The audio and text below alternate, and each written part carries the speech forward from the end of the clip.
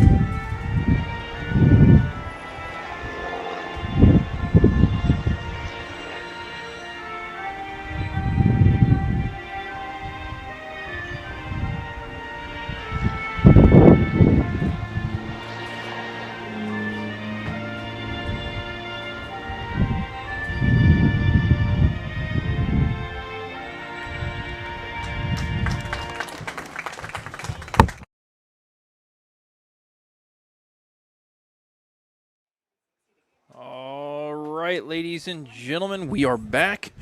That was Miss Crystal Eli that does the PA announcing for us here at Dutchman Baseball Field.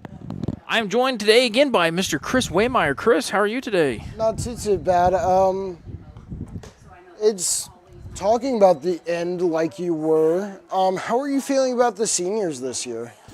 Yeah, the seniors on this Dutchman baseball team, headlined by the battery mates of Chase Wyrick and Chris Allen. They are a fun group. I think, Chase and Chris are the ones that stick out in your mind right off the top because, you got your ace pitcher and your four-year backstop. But beyond that, you've got, Henry Womack, Peyton Leb, Big Elmo, Kenny Shibam, and I'm missing one person, I think. Who am I forgetting? That might be everybody.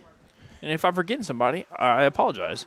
But I'll come back to it. But, yeah, this group of seniors is really good. I think that you're looking at, with Chase and Chris, obviously, people who are, going to be in line for some end-of-the-season accolades for sure as far as conference, district play goes. And you never know, you may be on to state as well.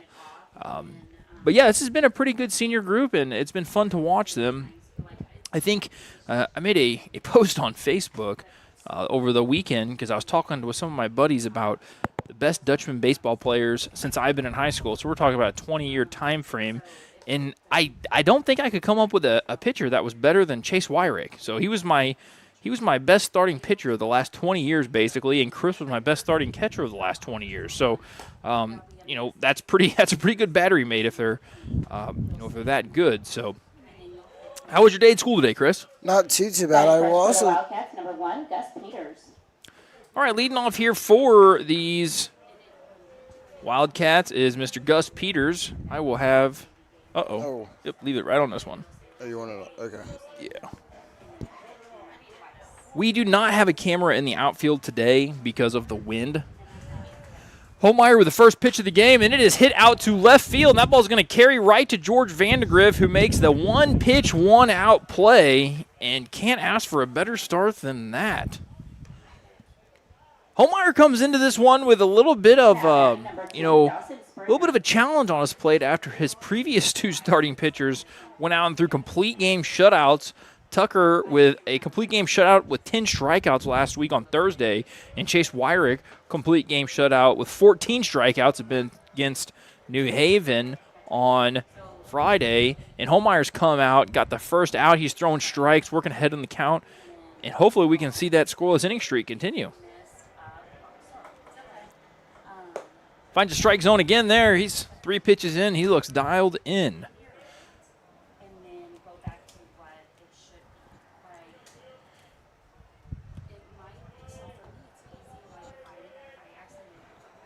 And a swing and a miss, 2 quick outs, 4 pitches, and that's going to bring up the 3-hole hitter. I'm going to show you the Linn lineup real quick. I apologize. I did not have that on there for you prior. Well, let me make this much smaller. Jackson Kubiak, the starting shortstop for these Linn Wildcats, steps to the plate now. We'll get that taken care of in between innings, so we can go ahead and see this batter. Holmeyer with the delivery. Man, he is just firing strikes right now. 5 pitches deep, and he hasn't thrown a ball yet. That's exactly what you want to see, especially in the early going. It's the recipe for a pitcher to make it deep into a ball game. I will say the game that I broadcasted by myself as well was pretty good. He barely doesn't make it to first. It's going to be the 3rd out of the inning. That was a quick inning, Chris. If they're all quick, we're going to be out of here quick. He looked a little bit frustrated. Looks like calling in a few people. Yeah, it looks like we're going to switch innings here. So after 3 outs, we'll go ahead and switch them up. And the Dutchmen will now take the plate. Pitching for these Linn Wildcats is number 1. And number 1, give me a moment here. My computer. I will say also today was the last soccer game. It's out in Owensville. Yeah, they're playing over there right now against Cap City. Number 1 for the Linn Wildcats is Mr. Gus Peters. That was their leadoff hitter last inning. And he's going to be doing the pitching for the Linn squad. We'll get this over here. We'll talk about it a little bit more once we get to next inning. I'll go ahead and take it off now. But for these Dutchmen, we'll go ahead and take a look at the lineup once more for us as you watch Mr. Gus warm up there. Holmeyer's going to lead things off. That was the pitcher you saw on the mound for the Dutchmen. Chris Allen second, Chase Wyrick third, Tucker Sassman batting in the 4-hole, Weston Crammy playing right field, George Vandegrift in left field, Bryce Crammy at second base, Henry Womack is DHing for our center fielder Kai Krupp, and Gabe Medlock is going to be playing shortstop. Gabe made the last play there at the inning at shortstop. I'm going to keep on forgetting that there's a camera right behind me. The camera that you see on the screen now is the first time we've ever ran a camera quite like this. It's actually in the press box with us. All three of our cameras today, our scoreboard camera, our main field camera, and this camera are all in the press box, and it's purely just because of wind issues. The wind is just a little too strong today, blows cameras over. We don't want to have any kind of damaged equipment. It's too expensive to damage. But with Leighton Holmeyer coming to the plate, let's go ahead and take a look at what his stats on the season are. He comes into this one batting 189. He scored 6 runs and batted in 3 runners himself. So, well, let's see if we can get things started off here. See if we can do a good leadoff hitter job. Last inning, we saw leadoff hitter pitcher Gus Peters. He one pitch jumped on it, hit the left field, but it was caught by Vandegrift. So I would imagine Holmeyer probably try to see a little bit more than one pitch here. We'll see. And the pitch is going to be outside. Start things off here. Looking at the defense, it looks like they're playing pretty straight up. No shift of any kind, really, for Holmeyer. That one is right down central. Got a 1-1 count. Not a bad idea for Holmeyer. Try to see if we can see a variety of pitches here from Peters before we... was going to catch the outside part of the plate, make the count 1 ball and 2 strikes. We just need to keep a positive attitude in this game and see how it goes. Yeah, and they come in with a really, really positive attitude at this point. Oh, he just misses a little high and outside. It was very close. It was a tough take for the batter. Pitcher trying to live on the outside part of the plate. Not a bad idea for Peters. But come in with a great attitude after the last 2 games. 2 shutouts. Offense has got to be ready to score some runs as Holmeyer shoots one straight back foul. I think we could have caught that one. Yeah. I had last game, Mackenzie Van Buskirk was in here with me, and there was a couple that were hit back here made her jump. She was flinching. I think I got used to it whenever I started broadcast, or whenever I broadcasted by myself. He swung on. He got a little tip of that one. Catcher could not hang on to it. So we're going to do it again, which makes this now a 6-pitch at bat, which that is a great quality at bat for a leadoff hitter. Chris, you're going to want this guy. Chris, you're going to want this guy a little closer to your mouth like this. 2 fingers. Got it. And he fouls another one straight back. 7-pitch at bat to start things off here today for the Dutchman offense. And while the Dutchmen got a 1-pitch at bat out of their first batter, the Wildcats are going to have, oh my goodness, another one, an 8-pitch at bat. Regardless of the outcome of this at bat, so Chris, here's a little baseball for you. Anytime an at bat goes 6 pitches, it's considered a quality at bat because the batter has made the pitcher work. And we are now on pitch number 8 here, and he's going to foul that one off. We're going to get a 9-pitch at bat. My goodness. For anybody that follows high school baseball, pitch count is extremely important. And if I was Peters, I'd be a bit frustrated that Holmeyer keeps fouling these off. Hopefully it ends up, he's all over him. Hopefully he ends up with a trip on the base paths. That one he's going to tap right out in front of the catcher. Catcher tries to glove it, and he is not able to grab it. He tried to grab it with his bare hand on the bounce, and he just didn't have the handle on it.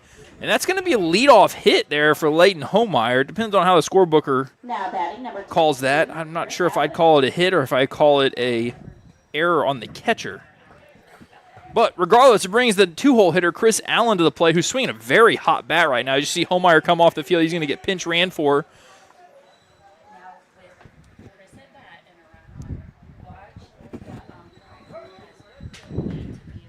Got a pretty modest lead over there at first base.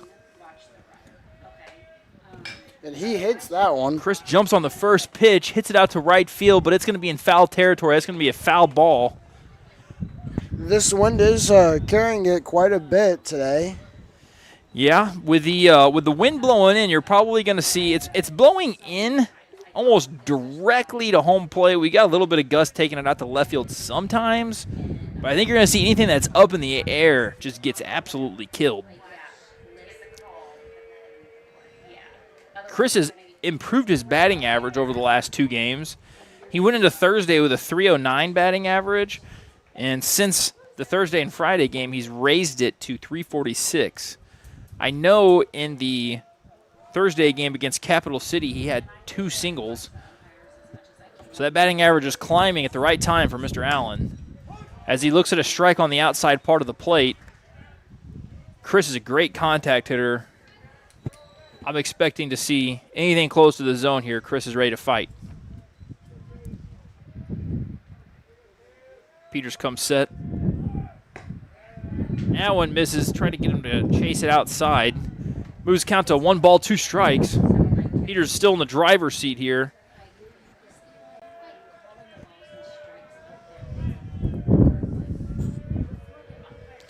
You can hear the wind in our mics, just a little windy out here as Allen hits it to the third baseman, and they are going to make an error, not be able to get that over to first base.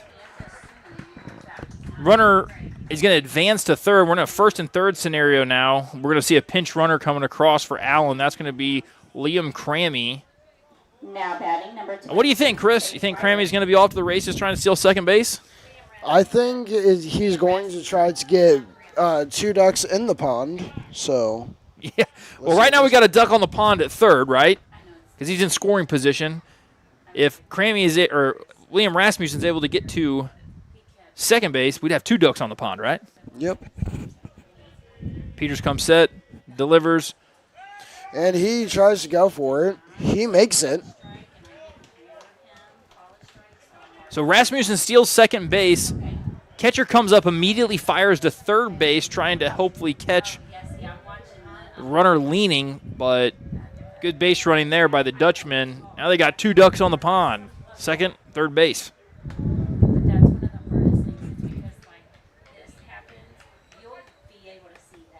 Big spot here for Wyrick. He is one of the big bats in this Dutchman lineup. He's got a 1-0 count right here. And that's going to be ball. That was a little bit outside, I will admit. Just a little outside, yeah. Not a bad pitcher's pitch, but now he falls behind the count 2-0, and Chase Wyrick can really be picky here. He can wait for his pitch. Doesn't really have to expand the strike zone. Chase is all over that one, sends it right back. 2-1 count, still in the driver's seat. Anytime you're ahead in the count, the pitcher has got to come to you. So Chase is still sitting, probably looking fastball, something he can drive.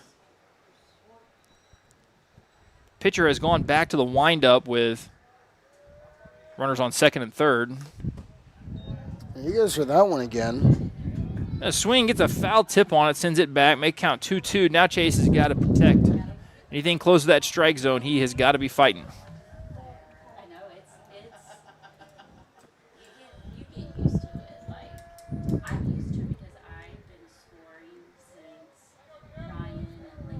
Peter starts his windup, delivers. Wyrick is going to shoot that foul down the first base line, out of play.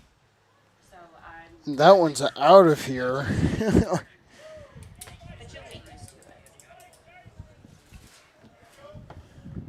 Peters is not recorded an out. He's had some deep counts and at-bats already in these first and third at-bats of the inning.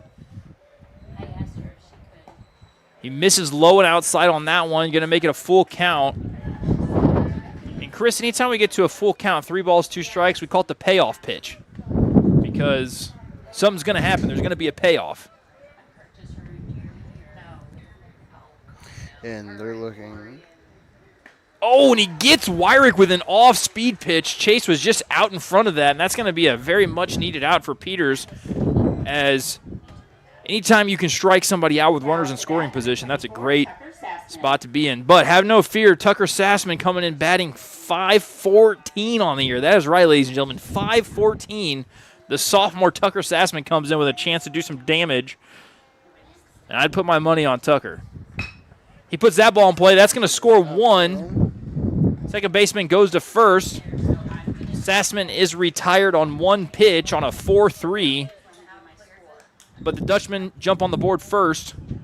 And that's going to bring Mr. Weston Crammy to the plate. Weston comes into this one batting .205.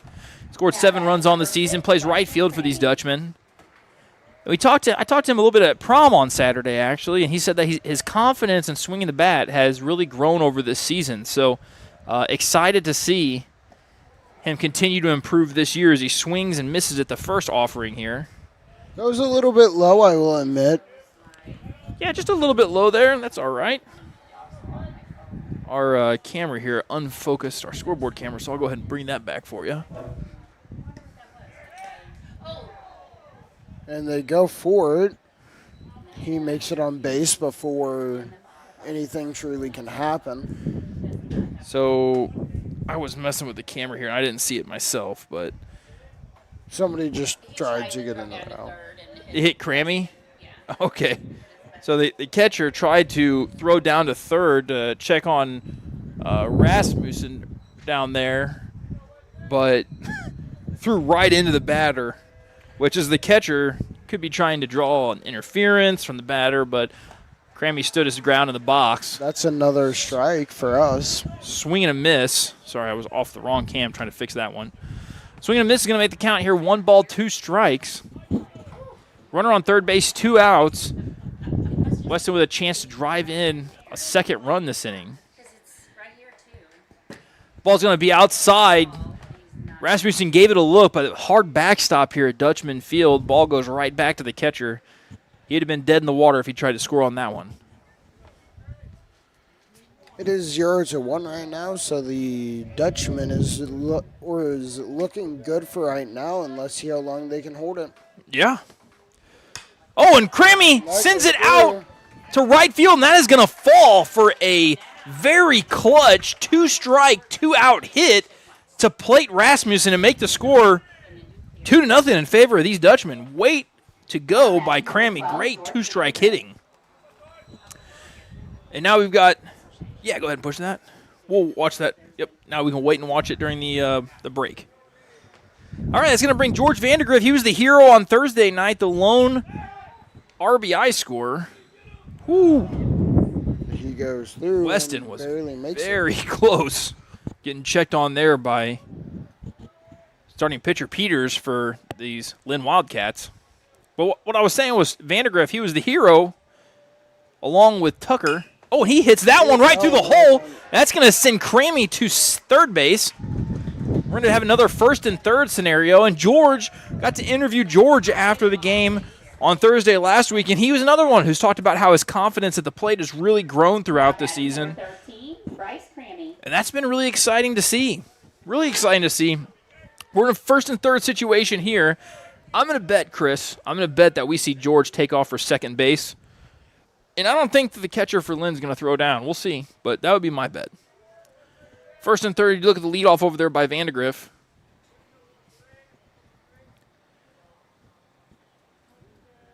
And 2 hard shuffles as Crammy gets a strike on the first pitch. Bryce comes into this one batting .231, scoring 2 runs and an RBI on the season. Bryce's batting average has been climbing as well. You're seeing these Dutchman bats get hot at the right point of the season. That's exactly what you want to see. Crammy looks at strike number 2. He's going to try to defend his spot. And with an 0-2 count here, Bryce is going to be protecting the zone. It's a great spot for Vandergriff to run here now, as Peters might be trying to throw something off speed. But Crammy foils that one off as Vandergriff was stealing on the pitch. At this point, the pitcher's got a couple things to think about. One, Peters obviously wants to get the batter. But you don't want to throw anything too good with an 0-2 count. But also, if the further you get away from the zone, the harder it is for the catcher to handle. And if it's off speed, it's a better chance for And that goes straight for him. Steal. Crammy had to duck out of the way from that one. You're right, Chris. He didn't duck. He was wearing that one in the throat. Peters has had a very laborious first inning here. I always do find it the funniest where I'm sitting in the seat talking to you and I get a notification saying that we are broadcasting. Yeah, if you sign up and you subscribe to the YouTube channel, anytime we go live, you'll get a little notification on your phone so you'll know what's going on. We are trying to grow that subscriber count. We're up over 3,100 now, so if you hit that, take the time to hit that subscribe button, you can also join us in the chat. Hit us up with any questions you might have. And Crammy sends that one right up the middle, and that's going to go through, and it's going to score Crammy. Crammy scores Crammy on that one. Bryce plates Weston Crammy to make it 3-0 for these Dutchmen. The middle to bottom half of this lineup has really come through. Now we get one of those seniors we talked about earlier in the game, Henry. Henry also played basketball. He's played some football for the Dutchmen. And now we get to see him on the diamond. Played some second base for the Dutchmen. He's an infielder. Comes in batting .217 with a run and 3 RBIs on the season. And a chance to do some more damage here. Oh! That one goes way out. They go for stealing a few bases. So on that pass ball, both Crammy and George Vandegrift advance. So now we got 2 ducks on the pond again. Been a great first inning for the Dutchmen. They've seen a lot of pitches. 34. On the 8-hole hitter now. Can you hear me? Yes. Crystal let us know that there's 34 pitches on the inning already. That's a lot of pitches for one inning, especially for a high schooler. I saw something absolutely insane the other night. One of my former baseball coaches, Coach Lay, were in a fancy football group chat. He shared with us some of Randy Johnson's highest pitch count totals for games. And he had 20 games where he threw 144 pitches or more when he was in the majors. And his most pitches thrown in a single game was 160, which is absolutely unheard of in today's game. You would never see a pitcher throw 160 pitches in today's game. But Randy Johnson, they called him the big unit for a reason. We were looking at his first strike on 3 balls, so... Yeah, Henry was a straight take there for sure with a 3-0 count. Not swinging the bat, making the pitcher work. It's a great situation for the Dutchmen right now. Henry takes strike 2 now. So again, we get a payoff pitch.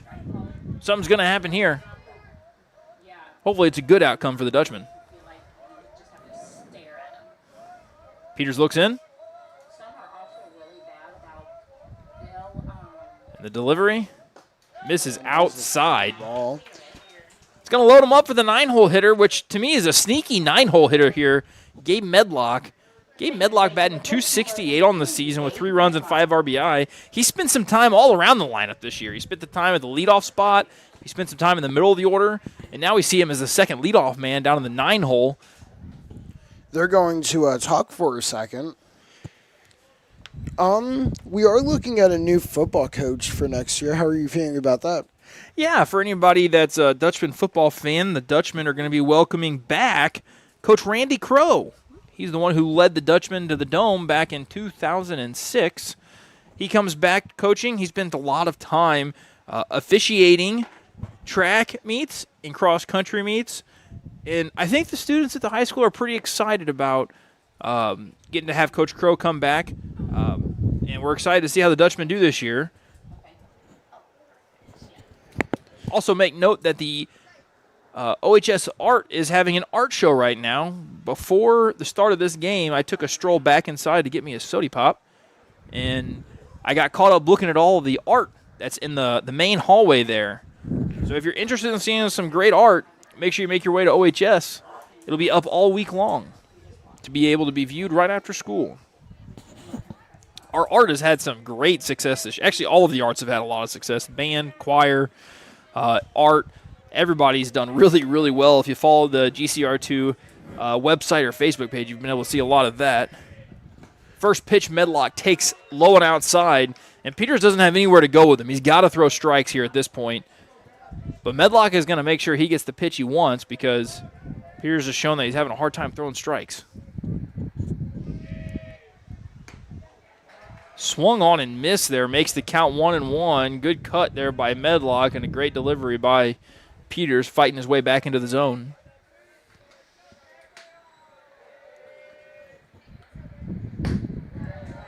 Medlock offers it that pitch high in the zone. Unable to connect. Now Medlock has got to protect the zone. Peters would love nothing more than a strikeout to get himself out of this inning. Medlock fights that one off, shoots it foul down the first base line. What are we at now? Crystal is like 43?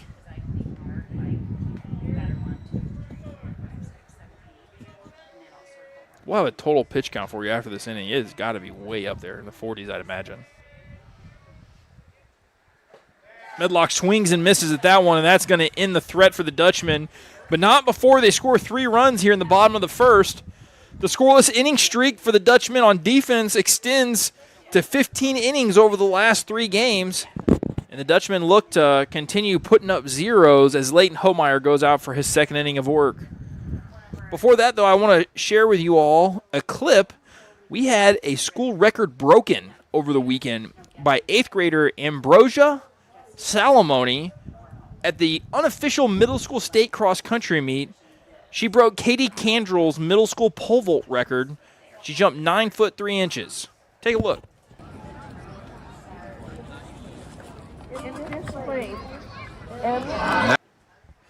Congratulations to Ambrosia. That's a pretty impressive achievement. Katie Candrell, as you might know, went on to be a state pole vaulter in high school, and Ambrosia is jumping at the height some of our high school jumpers are jumping at right now. So it'll be really exciting to see her get into high school next year and see how she continues to grow. I didn't show you in the first inning the stats Homeyer had coming into this game on the mound. We'll go ahead and pop them up now. He's got plenty of work this season, throwing 21 2/3 innings to a tune of an 8.3 ERA. And he's recorded 25 strikeouts on the season. After a 1 quick inning of work, I think he threw 6 pitches last inning? I believe so. I will say I am ready for next year because from what I am going to try to do next year is student affiliated broadcasting so you guys get more. That would be pretty awesome. Yes, that's something that Chris and I have been talking about. Get more students broadcasting games, and that would be awesome. The more games broadcasted, the better, in my opinion. So we'll see how it works out. Oh, Chris catching the top of your head right there. Homeyer delivers. Strike 1. He threw a lot of strikes in that first inning. And he goes right back this inning.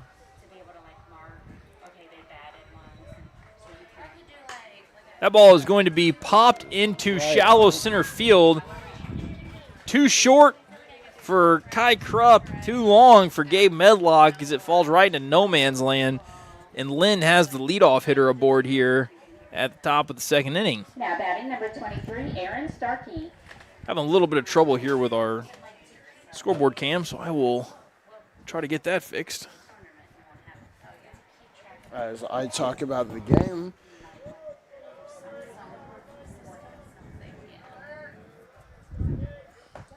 and that's going to be a little bit, I think that's a strike. We are going a little bit outside.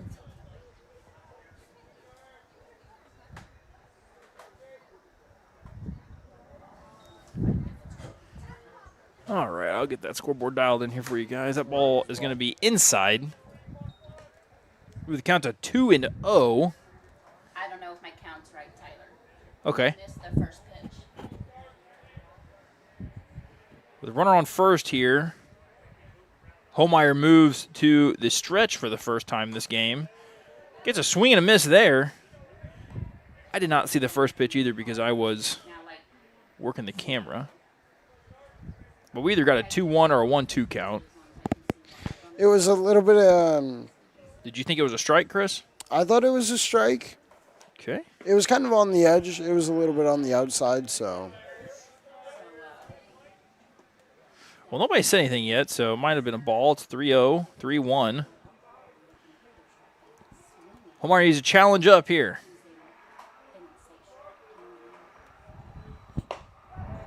Swing and a miss is going to make the count full. 3-2. And again, Chris, full count. We're about to get a payoff pitch. Something's got to happen. Let's see what happens.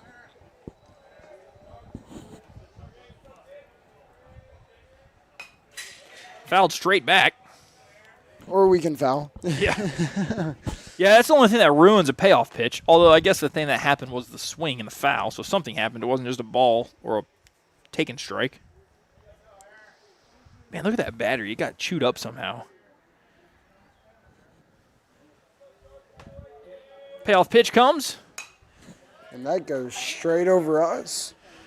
Yeah, Homemeyer threw another strike, but kudos to the 5-hole hitter for fighting to continue the at-bat. I wonder if anybody in the parking lot has ever caught a ball from the baseball field. Well, I can tell you right now that I know some cars have caught balls before, as that's going to be ball 4, and quickly the Wildcats have runners on first and second here. Not really the start that Homemeyer was hoping for. Number 31, Craig Laughlin. First baseman for the Wildcats steps to the plate now, Mr. Craig Laughlin, with a chance to do some damage here with runners on first and second. Wyrick's got an easy play over there at third if he can just get the ground ball. Ball's thrown outside for a strike, catches the outside part of the plate. That's a good pitcher's pitch.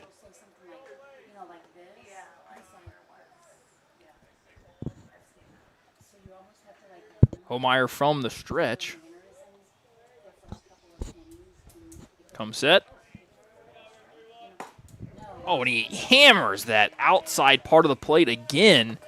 Man, that is exactly where you want to live. It's a good place to be. Runners on first and second here. Homemeyer takes a sign, nods. Come set. Oh, and he throws it in the same exact spot 3 times in a row. Batter not real happy with that, but painted the outside part of the plate literally in the same spot 3 times in a row. Number 3, Nash Tyree. Big strikeout for Homemeyer. Get the first one. Let's see this Dutchman defense turn 2. The lefty, Nash Tyree, the second baseman, steps to the plate now. Homemeyer misses outside on that one. We're pretty familiar with the last name Tyree around here. There's quite a few Tyrees. I've never met somebody named Nash, though. Have you ever met a person named Nash, Chris? Not from what I know. There's quite a few unique names around here, though. Okay, that one's going to be chopped. Oh, right into no man's land. Really not much you can do there. That's one of those plays that if the pitcher can't get to it, then it's tough play for literally anyone to make. So that's going to be, I would record that as an infield hit because there was no error on anybody. It was just kind of hitting the spot that nobody could get to. You're going to see the Dutchman infield draw in here with a 3-0 lead for the force out at the plate as the 8-hole hitter, Hunter Bish, steps to the plate and takes strike 1. Bish is the starting left fielder for this Wildcat team, and he's got a chance to do some damage here and bring his team back into this one.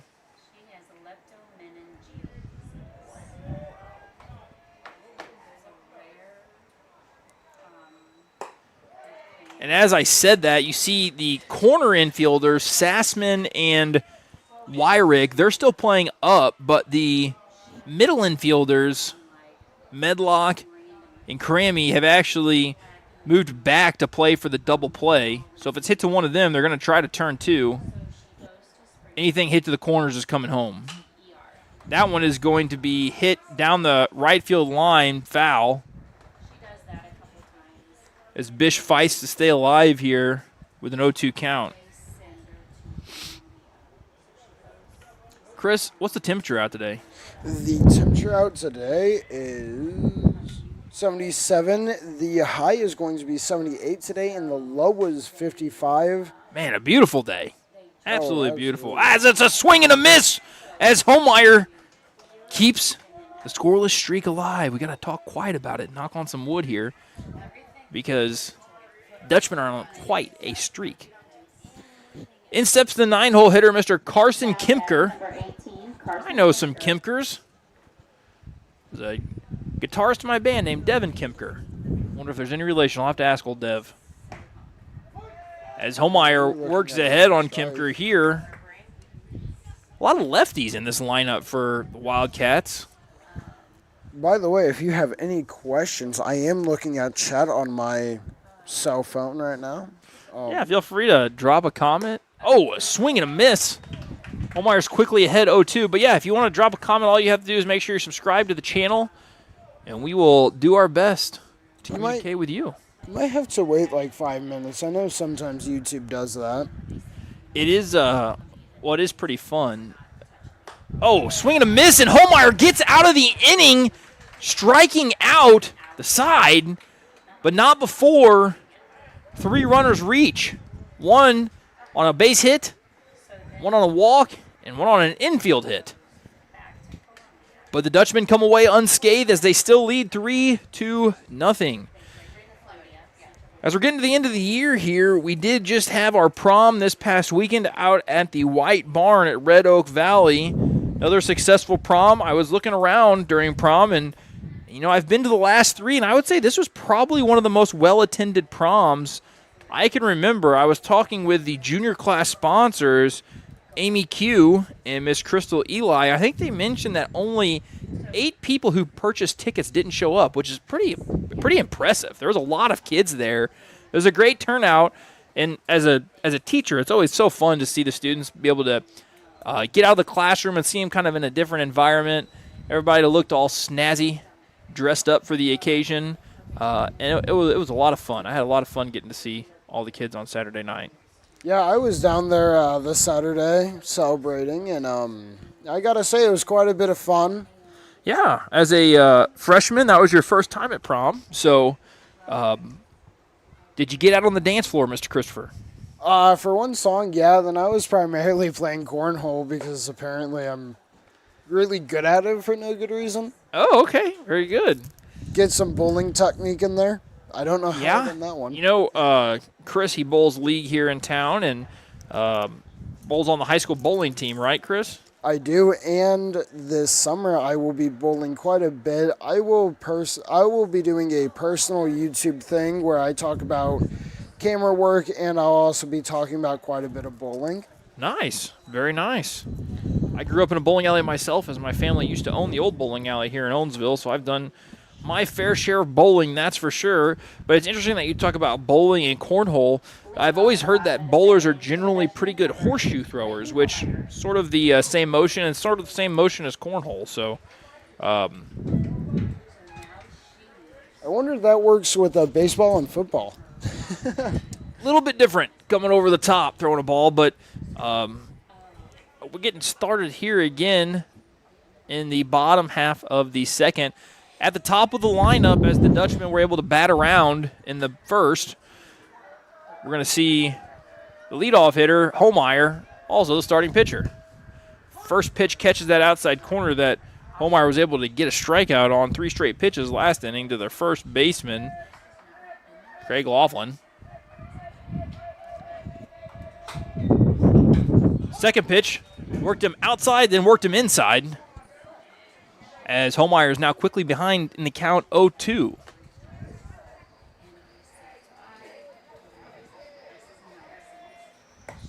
Pitch misses. Homeyer, you might remember from the first inning, had a 9-pitch at bat before he eventually would reach base as the leadoff runner. Fouls that one off. Going to get a 4-pitch at bat at least here. This guy has seen a lot of pitches today. As Gus Peters still on the mound after that first inning of work, threw a lot of pitches in that first inning. I don't think we're going to see him get out of the 4th inning today would be my guess. He'd be lucky to get out of the 4th as Homeyer fouls another one off here. Homeyer is making his adversary work as they're both starting pitchers. We've got a pitcher versus pitcher duel here. It's no longer how much can a woodchuck chuck, it's how much can a pitcher pitch. in one at bat. All right. That one is going to be fouled off down the right field line. Going to be, oh, I apologize, guys. I didn't even realize our scoreboard cam froze on you. So I will get that fixed. You see me down there now, and now the scoreboard should be back. It's back up and rolling now. Oh, and this is going to be a 7-pitch at bat. That's going to result in a high fly ball. The first baseman goes down. And we've got an injury out there as the first baseman was looking up into the bright sky and got crossed up with his feet. That ball falls in. I would score that as a base hit as it was hit just right into no man's land, kind of like that infield single at the top half of the inning for the Wildcats. Luckily, first baseman Craig Laughlin looks like he's able to walk that one off. Sort of a dangerous play there with a real high fly ball like that, looking up into the bright sky, getting crossed up on your feet. He's lucky that one didn't come and hit him in the head. Looking like the coach is checking on him. That's always good. Yeah, he looks like he's going to stay in the game. He plays a little catch there with the pitcher. That was just a tough play. Now batting for the Dutchman, number 22, Chris Allen. But results in a 7-pitch single for Homemeyer, so he's made it to first in both of his first 2 appearances. Chris Allen digs in now at the plate. Holds up his swing on that first pitch, low and outside. Also, Chris comes into this game just 5 hits away from the 100-hit milestone. And that one goes right around him. Hey, Crystal, did Chris get a hit last at bat, or did he walk? He got a hit. All right, so Chris came into this game 5 hits away from 100 for his Dutchman career. Got a hit his last at bat. And he now finds himself in a 2-1 count here in this second at bat of the game. Get 100 hits in high school baseball, you gotta play almost all 4 years, which Chris has done. And he ropes that one right through the first second base hole. That's going to be his second hit of the day as he climbs that much closer to the illustrious 100-hit career mark as a Dutchman. That's 97 now for Allen. And I would bet for many of those hits he's been pinch ran for since he's the catcher. Not because he's not a fast runner or a good athlete. He's a great athlete, but keep those legs fresh, let him get cooled down in the dugout, and then let him get his gear back on as Chris Allen records his 97th hit of his career here against Linn, the second inning. The delivery Wyrick takes inside. Heck, at this rate, we might get to see Allen get his 100th career hit in this game.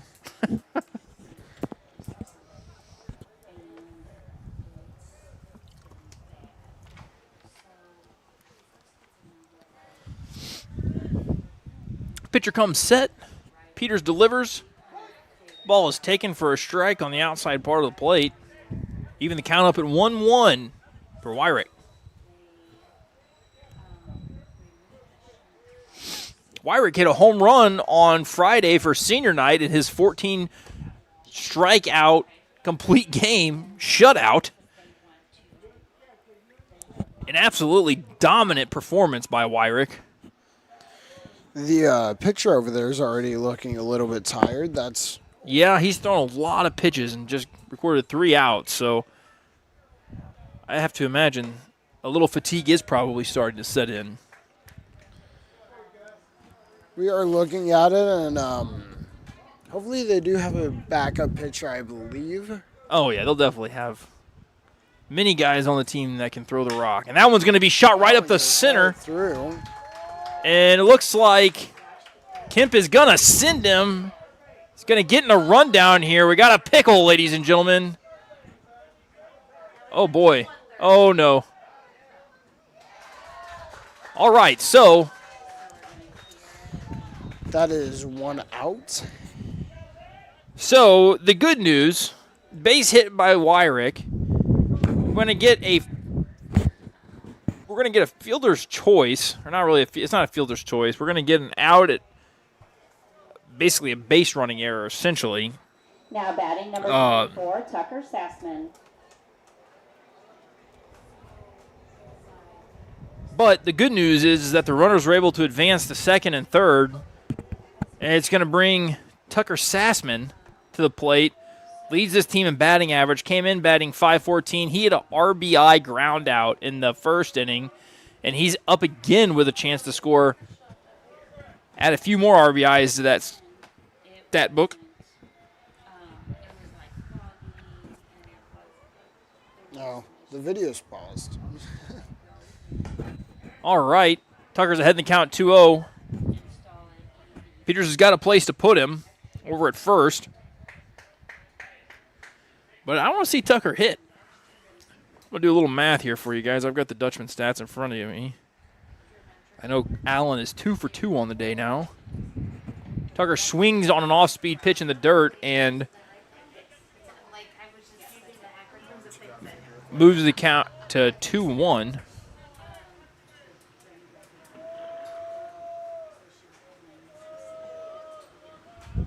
Peters looks in. He delivers, be outside, moves it to 3-1. They try to backdoor Wyrick there. He slides in safe. Don't see that often, especially with a runner on third. But Linn was able to execute it.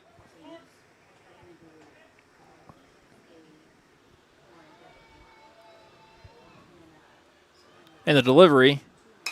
Sassman hits a foul ball right into the first base side parking lot. All right, Allen came into this game with 78 at-bats, 27 hits. 27 hits in 78 at-bats. It's good for a .346 average. I'll figure this out. Ball misses outside. It's going to be a walk. Sassman draws as he walks his way down to first base. Now batting number 6, Weston Cranny.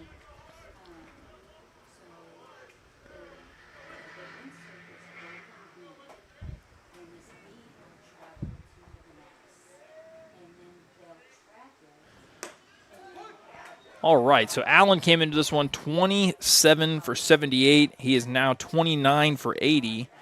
29 for 80. He's now batting .362. 363 if you round up. That ball is going to be shot down the first baseline foul as all the runners were on the move on contact. So to put this into perspective, in a high school season, you get somewhere around 100 at-bats, maybe a little over depending on offensive production, how many games you play. Chris being 29 for 80 right now, he has a .362 batting average, and on Thursday last week, he had a .309 batting average. So in the span of 3 games, he's been able to raise his batting average over 50 points. So again, that's just seeing the ball well at the right time of the season. As Crammy swings and misses there, I got to change my overlay as he strikes out. Crammy in his last at bat did get a very clutch 2-strike, 2-out RBI single. Vandergriff actually did the same exact thing last inning. So we'll see if Vandergriff can keep this thing going. The runner's on second and third. He swings and misses on an off-speed on the outside part.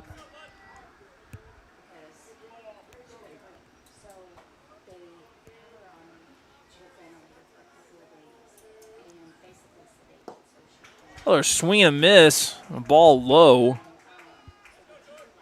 George finds himself behind in the count, 0-2 pretty quickly here.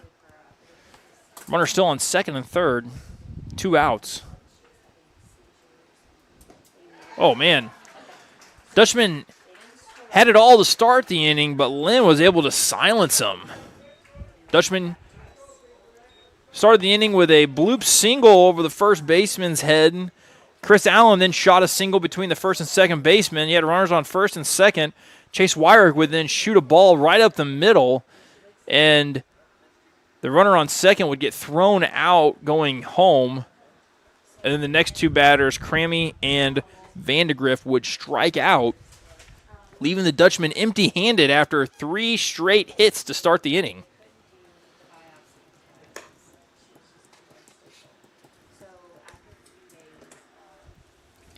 So with that said, Holmeyer comes out for his 3rd inning of work, continuing that scoreless inning streak for the Dutchman defense and Dutchman pitching staff.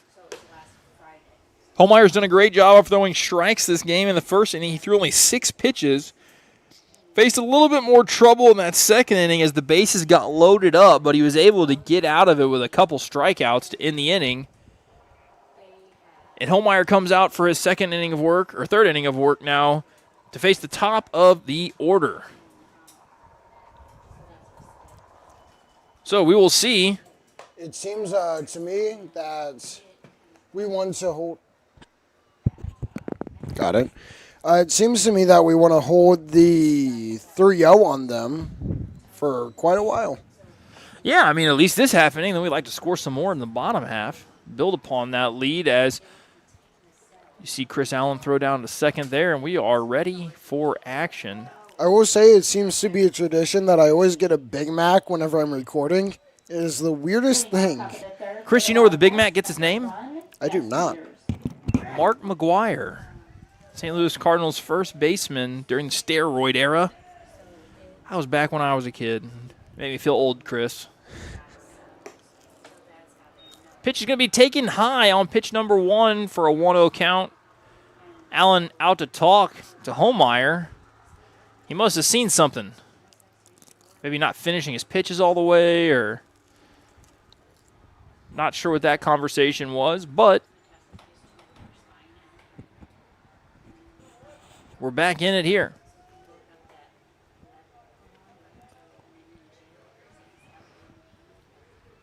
And the delivery. Peter shoots that one foul right over the dugout for these Linn Wildcats. Moves the count to 1-1.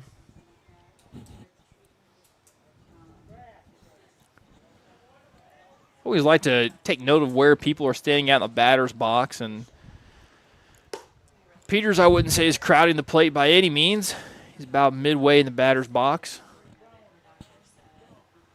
A lot of times you can gauge what the pitcher or the batter thinks of the pitcher. If they're throwing too slow, they're throwing too fast, based on where their feet are at in the box. Be a big swing and a miss there from Peters. Moves the count to 2 balls, 2 strikes. He's got to protect here.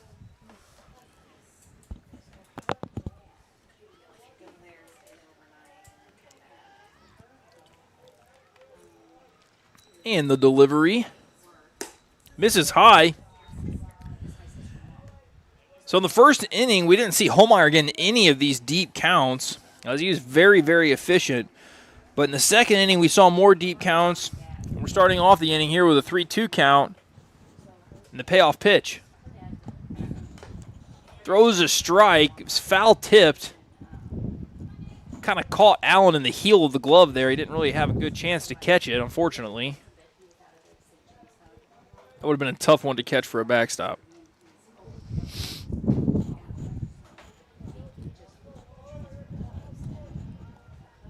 Holmeyer with the delivery. Oh, and he hits Peters on a 3-2 count. Obviously no intent there. Definitely not what you want to do in that spot. It's going to bring up their Number 2, Dawson Springer. 2-hole hitter, Dawson Springer. Holmeyer just needs to throw strikes and let the defense work here. He's got probably the best Dutchman defense behind him that he could ask for. Checks on the runner over at first base. For any Cardinal fans out there, it's been an exciting year watching the Young Bucks play for the Cardinals. They took down the Evil Empire this past weekend. May the 4th be with you. Allen's got a ball low, wasn't able to dig it out and throw it down to second. Be a stolen base there for Peters, unless they pinch ran for him, which I don't think they did.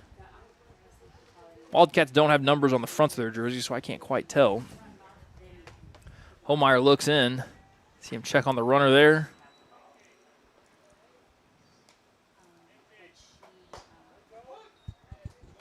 Move the count to 1-1.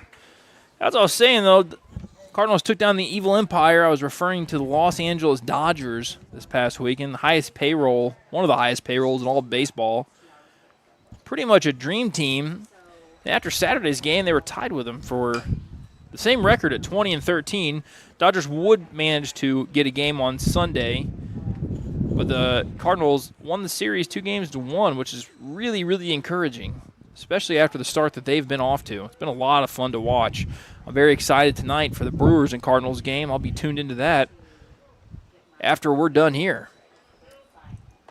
Those division games, they mean a little bit more. As that ball's poked over to first base, this Tucker. Holmeyer does a good job of covering the bag, comes off the bag, looks over at third base. Peters is still standing over there, so no attempt at home. Good PFP, pitcher fielding practice right there. But now Holmeyer is going to have to work around this lineup as he's got a runner at third.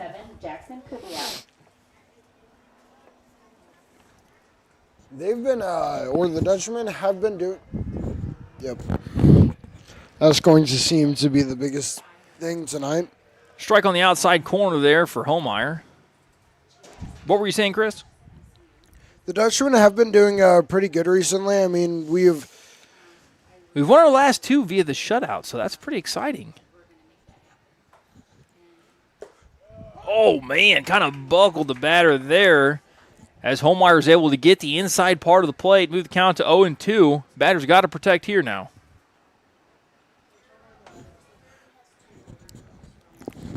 Holmeyer comes set, and the delivery is skied into left center. George is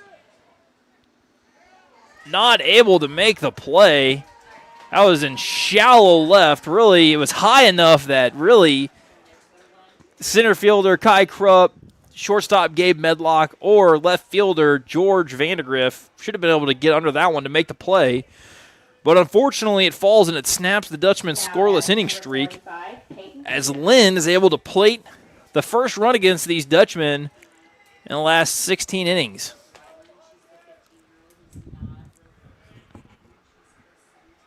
Batter was running hard out of the box and was able to turn that into a double. Is that through? Now we might have a play at the plate. Oh, we do, and here we go. Oh, no. Oh, we've got a camera issue. I'll be right back.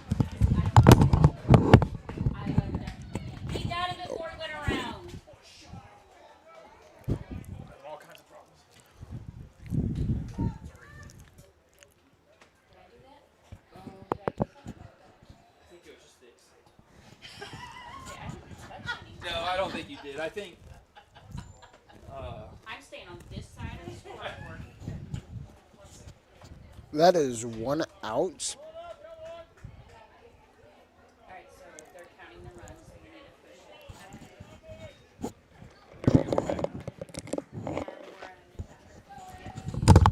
push it. It is 2-3 right now, so I had a little camera issue there, but we are back in action. I hope you guys were able to see that play at the plate.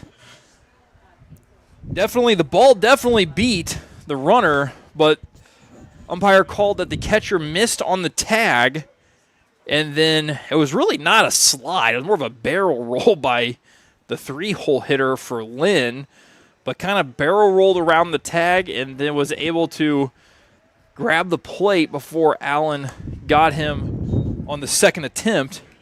But that makes it a 3-2 ball game. Things are a lot closer now. After the first 2 innings, it looked like the Dutchmen might run away with this thing. But Linn is working hard to make this thing tied up here at the top of the third. That ball shot into right field. Out. Crammy is under it. Our He makes catcher. the catch. Yeah. All right, so a can of corn there makes it 2 outs for the Dutchmen. 1 out away from getting out of this inning. Now batting number 31. You know, you could debate the call at home for sure, but I do agree with the Linn Wildcat coach there. I think I would have sent him and challenged. However, it was a great relay by the Dutchman. I mean, George hit his cutoff and then Chase threw a strike right home to his battery mate, Chris. just wasn't able to get the tag in the eyes of the blue. Makes it a 3-2 game. I have to wonder if the viewership spiked there for a second because people went to go check and see if we got that call right. I'm going to have to go on my phone here. I don't think we hit the replay button. I wish I would have had the presence of mind to think of that. I'd be showing you that replay so you could see what it looked like, but I did not think of it myself. Excitement is the name of the game for this game. Swing and a miss. That's going to be strike 3, and it's going to end the Wildcat threat. All right. If anybody's tuned in, I'll go back and I'll look at that play at the plate myself, see if we were able to capture it, and it looks like. And you guys at home, if you want to tell us what you think, we would be all for it. Yeah, if you guys saw that, you guys might be faster at getting it to it than I am. Let's see here. Okay, it would have been right before this play. Going back on my phone here myself, see if I can find it.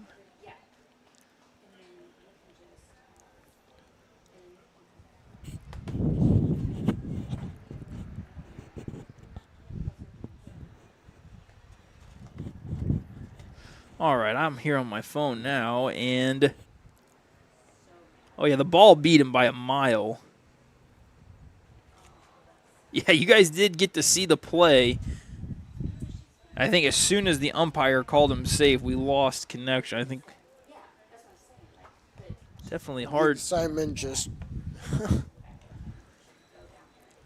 Definitely a close play. But from the viewers at home, you know, you see the ball beat him by so much. It's one of those things where it's confusing. That was like the soccer game we live broadcasted. Whenever they saw. Oh, yes. There was a very controversial call in that soccer game versus St. James. I never seen this in a high school soccer game before.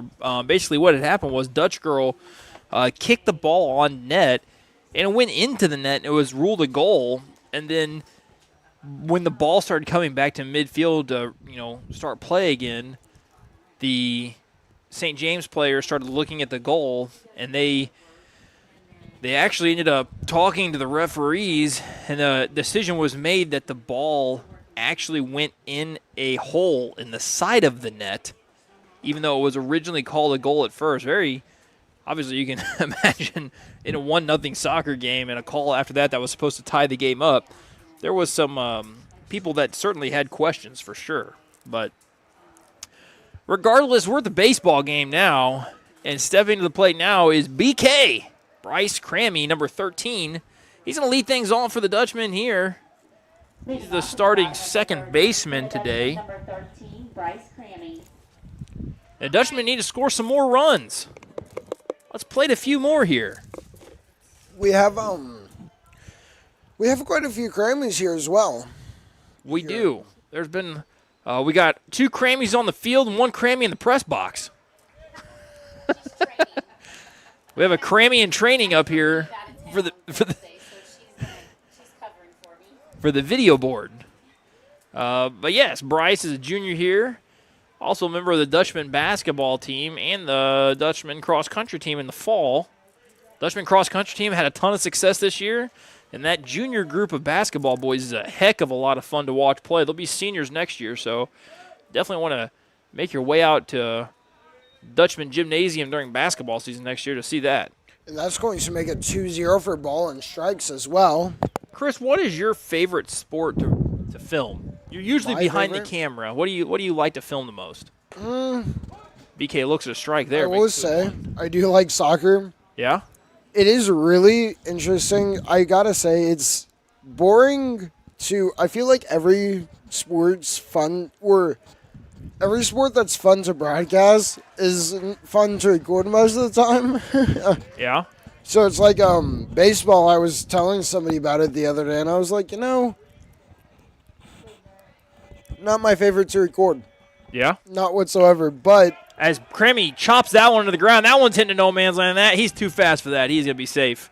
That's an infield hit, as there is no way he is going to get thrown out on a ball hitting to that location of the field. I actually thought about recording Now it this batting time. number 4, Henry Womack. Yeah, anytime you see a play that you think would be worth watching again, go ahead and hit that record button, and we'll check it out. Yep. We do, Womack Senior steps to the plate here. He's got BK on first. we do have quite a few good players here, though. Absolutely. Oh, man.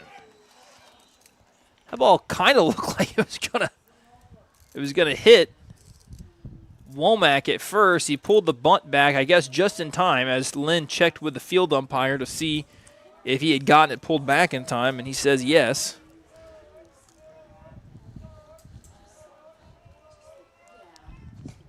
Linn ended up changing. Oh, boy. Linn ended up changing pitchers on us. No longer are we seeing Peters in. Got Nash Tyree, who was originally playing second base, now on the mound.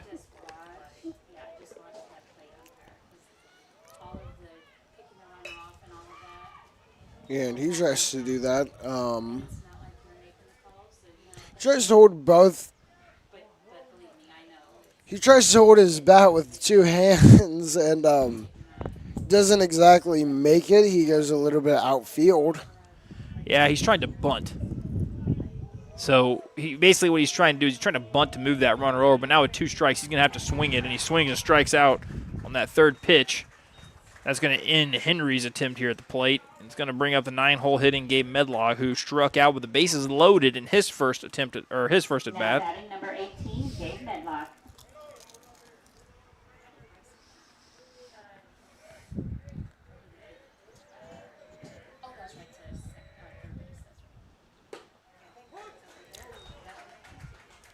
First strike going on today. Or not today for this inning. For this at bat. Or, yeah, one of those 3. It's okay, Chris. We're learning. Do you ever watch baseball on TV, Chris? I have before. Yeah.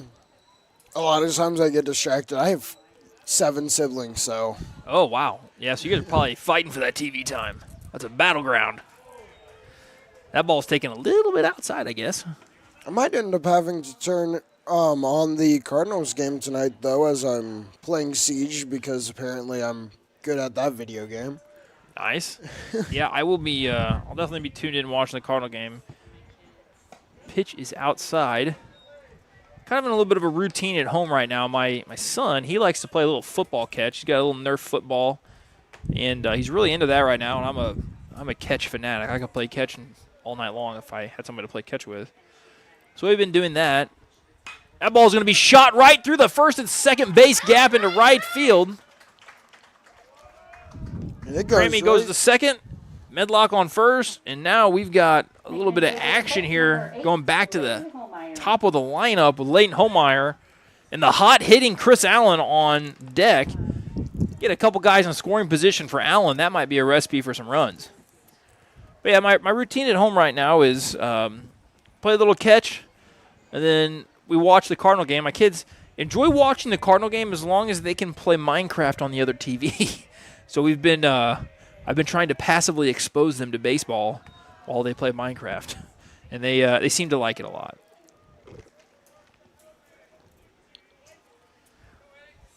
All right, Leighton Homeyer's ahead in the count. 1 ball, no strikes. He's the hurler for the Dutchmen on the mound today. You can see his offensive statistics on the screen right now in front of you.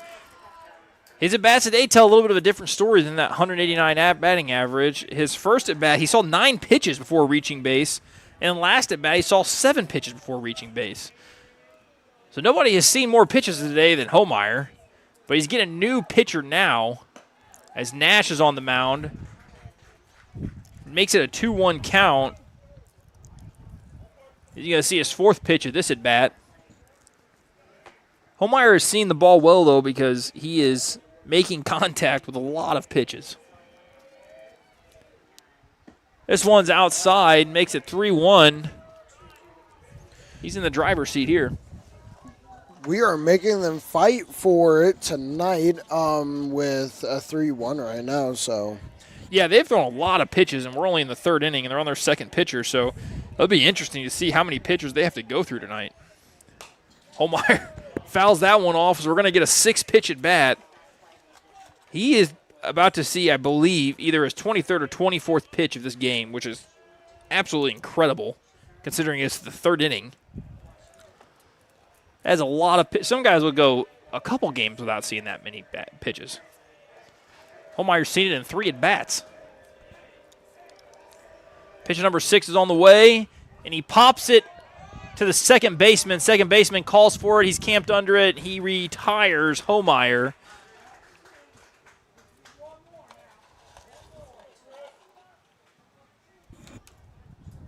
Now batting number 22. Actually, I didn't see the infield fly rule called there. 2 runners on base, less than 2 outs. I thought that's probably a good time for the. Chris Allen comes to the plate now. Yeah, I didn't even realize we had 2 batters on base. Yeah, runner in scoring position for the hot-hitting Allen. Here he comes into this game. 95 hits. He's got 97 now, and he's going to go ahead and wear that one. Take his trip down to the base before he gets pinch ran for. Selfishly, I kind of wanted to see him get a chance to swing the bat there, but instead he does the team-friendly move, wears it off the front shoulder. That's the right thing to do from the team perspective, for sure. Today is not a bad day for baseball. The wind's just a little bit bad outside, though. Yeah. I agree. Chase Wyrick steps to the plate, one of the biggest hitters in this Dutchman lineup, hit a home run on Friday night with the bases loaded. Nash has got his work cut out for him now as he's got both Wyrick and Sassman to deal with. Wyrick looks at pitch number 1 for a ball.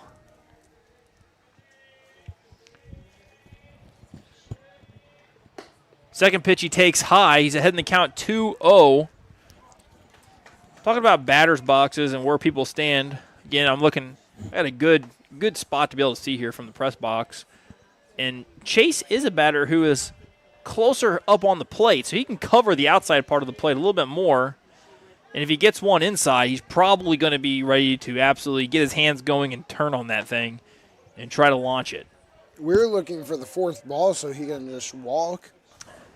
Yeah, I'm going to imagine Chase is taking here. There's a no swing right now. And he takes ball 4 on 4 pitches. Nowhere to put him, so that's going to score 1 for the Dutchmen and bring the hottest batting average on the team to the plate in Tucker Sassman. Tucker had an RBI ground out in the first inning. Number 24, Tucker Sassman. And my memory fails me. I can't remember what he did in the second inning. I'm going to pull up a random fact because I know it was a long time ago. All right, with the bases loaded here, Tucker watches ball 1. It's been 5 balls in a row here for actually 6 if you consider the ball that hit Allen. He's got to find the zone here, and he does not. 6 straight balls after the hit batsman. Tucker is probably straight take. Take until he gets a strike here, I bet.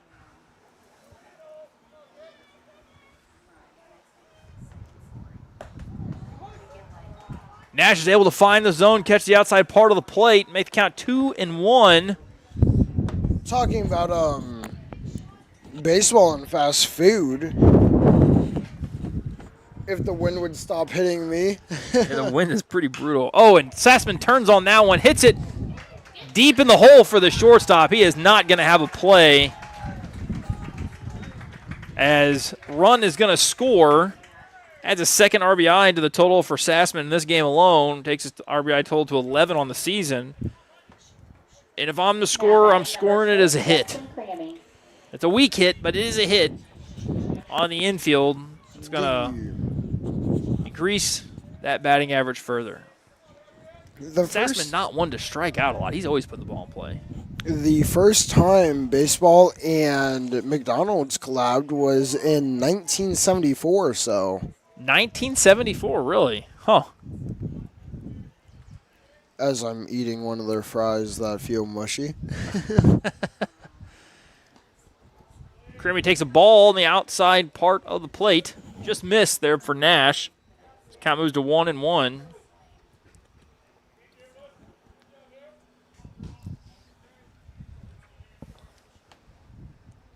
Dutchmen lead after scoring 2 in this inning to answer the 2 the Linn Wildcats scored by a score of 5-2 as Crammy swings and misses and made the count 1 ball, 2 strikes. He's got to protect. Crammy got a clutch RBI hit in his first at bat, struck out in his second at bat. Is hoping to be able to do the same with another clutch RBI hit here. But he's caught fishing. Swung and miss on a pitch just outside the zone. That's going to send the Dutchmen to the top half of the 4th inning, leading by a score of 5-2. We're going to show you our most recent replay just to see if it's working because we haven't ran one yet today. And I don't even know when this was, but let's take a look. I don't know when that was either.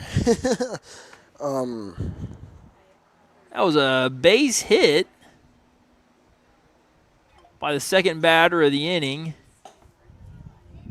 No, couldn't have been the second batter of the inning because there was an out there. So I'm not really sure. We're going to take a quick break, and we'll be right back as we are in the middle of an inning change.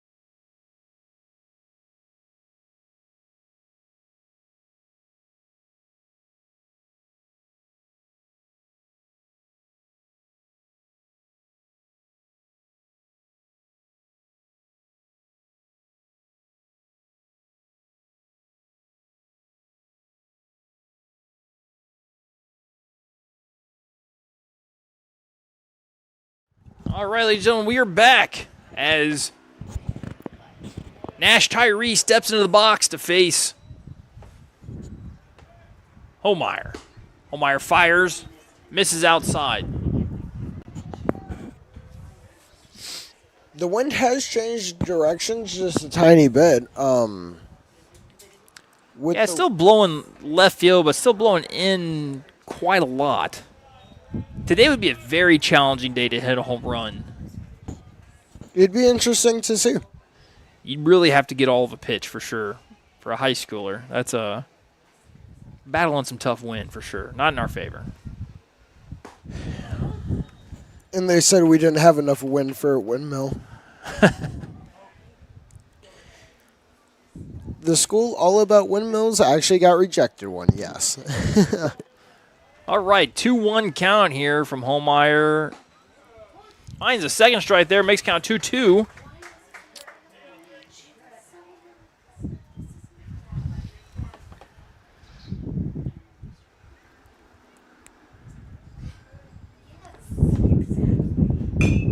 Ball is chopped right up the middle. That's going to be a tough play, but Crammy's got it. Fires to first and not gloved by Sassman. Not sure if he would have got him. It would have been close. Sassman might have been reaching out a little farther, trying to overextend to try to glove that thing. But regardless, leadoff hitter Nash is on board to start the inning here for Linn after they were able to plate 2 last inning. Homeyer. We are looking at a 2-5 game. Homeyer checks over on Nash at first base here. Nash slides in safely.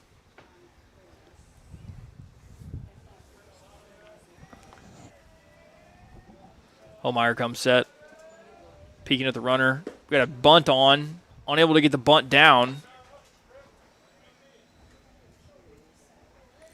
We're looking at 1-0 on this, though, so starting off right.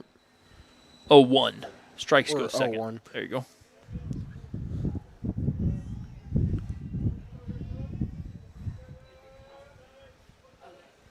That ball is tomahawked Right. to center field. So the batter who was showing bunt, trying to sacrifice on the first pitch, Hunter Bish, able to send it right back up where it came from on the second pitch. And the bottom of the order has got runners on first and second for Linn as the 9-hole hitter, Carson Kemker, right fielder, comes to the plate. This would be a big out to get before Homeyer has to face the top of the lineup again. Late here in his 4th inning of work. First inning, he only threw 6 pitches, but the second and third, a lot tougher on him for sure. He was able to strand the bases loaded in the top of the second, and then in the third, there was some runs scored and runners stranded in scoring position again to end that inning. And he's quickly found himself with runners on first and second with nobody out facing the 9-hole hitter. Kemker with a big swing and a miss. Let's see if we can get the third one here. Yeah, this would be a big out to get before we get to the top of the lineup.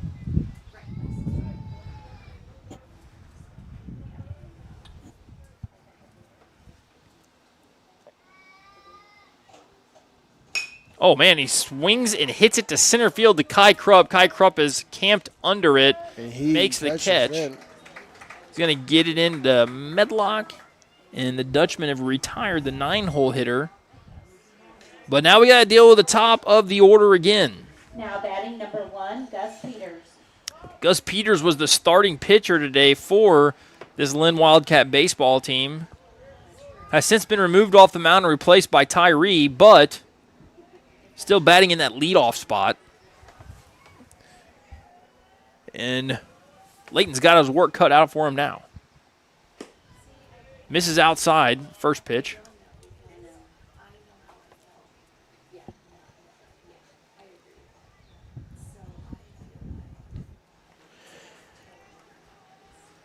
Layton looks in, gets a sign, gets back to second, comes set, delivers, fires a strike right down central on that one, evens the count at 1-1. And this is where it starts to really matter about how much points you have on the board. Runs. Or run, yeah, something. My mind is in a completely different sport, apparently. I don't even know what sport it's in. We're learning. That's the whole point. Oh, he throws an off-speed pitch. I think he fooled Peters on that one. Makes the count 1 ball, 2 strikes. Peters has got to protect as Holmeyer's in the driver's seat now.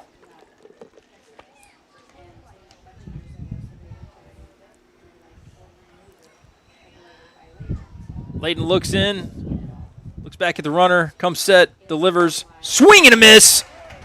Peters is not happy with the outcome of that at bat as he makes his way back to the dugout. As they get 2 outs. 2 outs here in the top of the 4th, but Linn still has the threat. Runners on first and second. I bring the 2-hole hitter up to the plate. He digs in.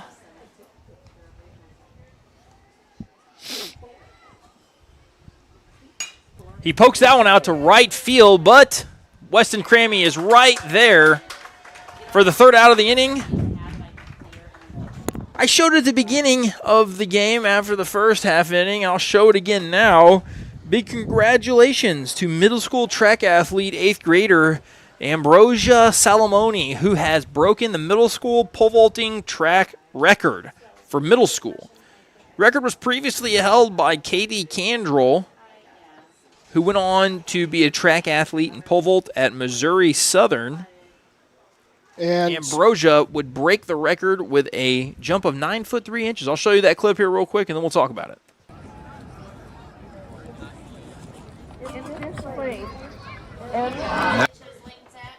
Yeah.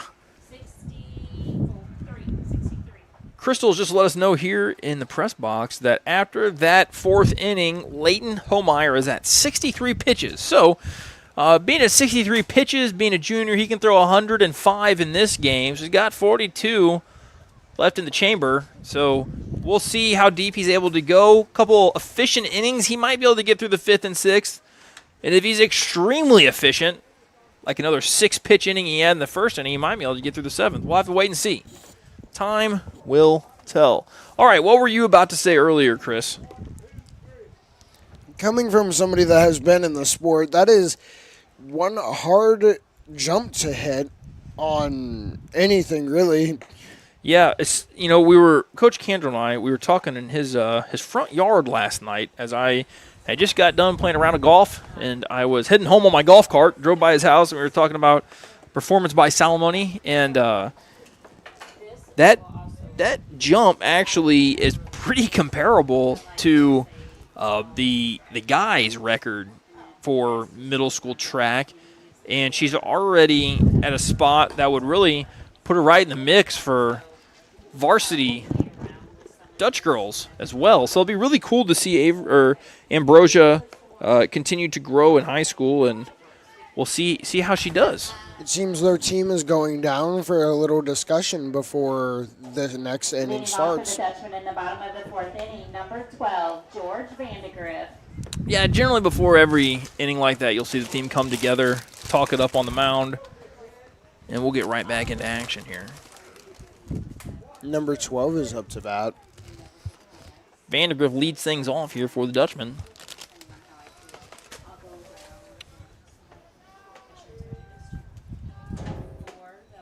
Vandegrift looks at strike one right down central. Vandegrift had a good RBI single in the first inning. He was the offensive hero last week on Thursday with a lone RBI and 1-0 victory shutout against Capital City. But here he finds himself quickly behind in the count 0-2. Georgia Jr. here at OHS.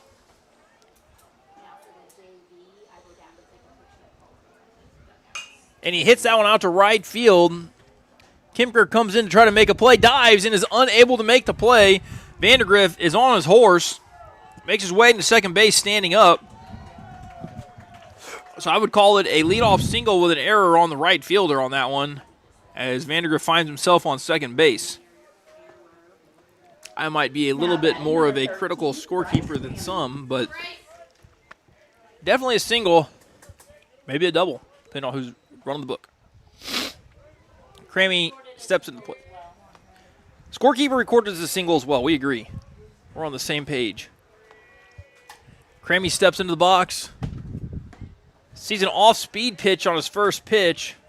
Not really what you're looking for on pitch number one, especially the runner in scoring position. I probably would have taken there as well. Behind 1-0 now, or 0-1. Messing up Mr. T myself. Numbers, man. Takes that one inside. Crammy's last at bat, he hit a chopper right into no man's land down the third base line. Was able to beat it out an infield hit.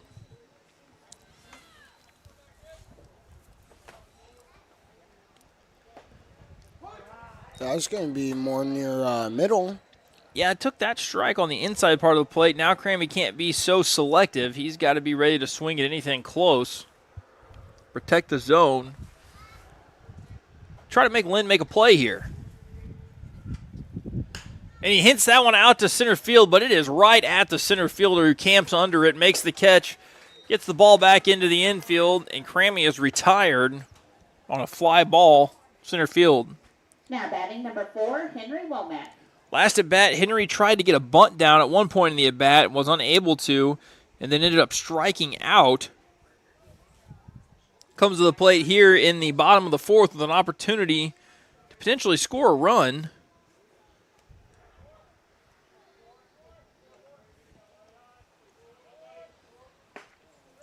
Takes ball 1 inside. And they're really feeling the struggle right now, knowing that they're down on runs. Yeah, they're definitely playing from behind right now and definitely don't want to give up any more. That's for sure, Chris. Womack takes another ball, makes count 2-0. And he's looking for the third. Or he's looking for the fourth.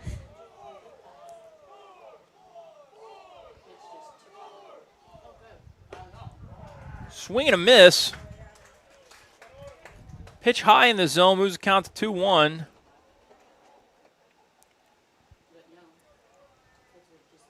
Womack looks on. Pitcher comes set. Tyree delivers. Another pitch inside. Makes count 3-1.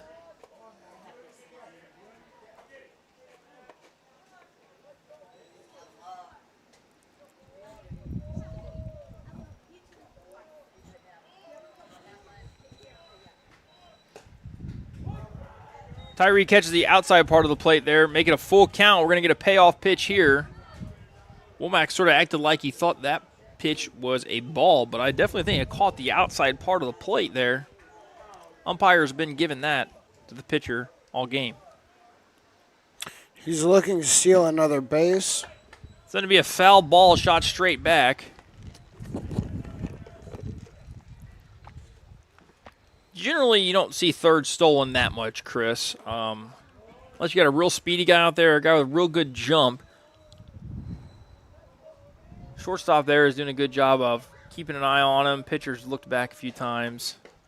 As Womack swings, strike 3. 2 outs here, the bottom of the 4th inning. Is he going to send the 9-hole hitter, Gabe Medlock, to the plate? So we don't want Vandegrift's hit to go to waste here. We're going to need a base knock by shortstop Gabe Medlock. Swings and hits that one down the line. It's going to be in foul territory, though. Is it caught? Nope. Did that do what I think it did? I have no clue, Chris. I've got a wall in my way. I can't see over there, and it was not picked up in the broadcast. So what it looked like is it looked like it hit the light pole, flung back. Well, if it hits the light pole or it strikes an object, it's going to be foul over there, even if it's caught off the bounce. Yeah, it made for a really interesting view. I just got it in my view. So Linn tried an interesting pickoff move there. I like the strategy.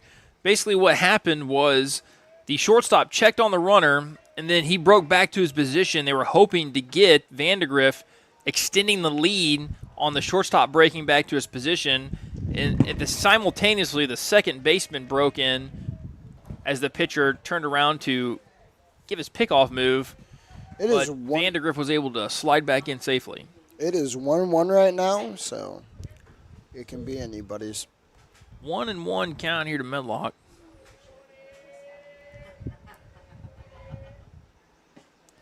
Takes the pitch inside, going to make the count 2-1. Medlock is in the driver's seat. Pitcher's got to come to him now.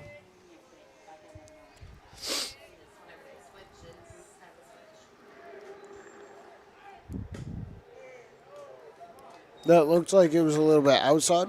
Outside and low is going to move the count to 3-1. I feel short sitting up here all the time. I have to sit up properly so I can see. The 3-1 pitch. Taken inside for a strike on Medlock. And yet another payoff pitch this inning.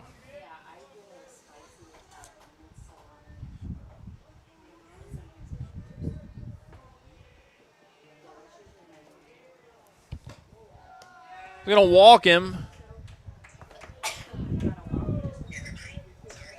Oh, it's okay. Now batting number 8, Leighton Holmeyer. All right, with runners on first and second, Holmeyer, the leadoff hitter, comes back to the plate to try to help his own cause. Holmeyer has seen 24 pitches in this game. We'll see how many he sees this at bat. Takes the first one. That one's going to get away from the catcher. It was spiked in the ground. Tried to go down and block it, but shot off the catcher's body off towards the first base dugout. Got a favorable bounce off the netting. And Holmeyer's ahead in the count 1-0. Looks like the catcher might have taken one there in either the arm or the thigh or gut. I don't know, but he got hit on an unprotected area. Umpire was giving him a moment. Regardless, runners move up. A couple ducks on the pond as Holmeyer is going to shoot that one foul down the line. Through the count to 1-1. I want to see another long at bat here from Homeyer. I wonder what the record for the most pitches seen by a single batter in a high school baseball game is. It's got to be ridiculous.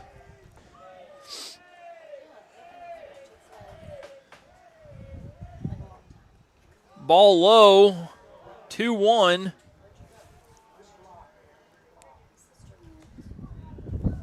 Move it to a 2-1 count here. I'm rooting for a long at bat here. I'm a baseball nerd. I like statistics.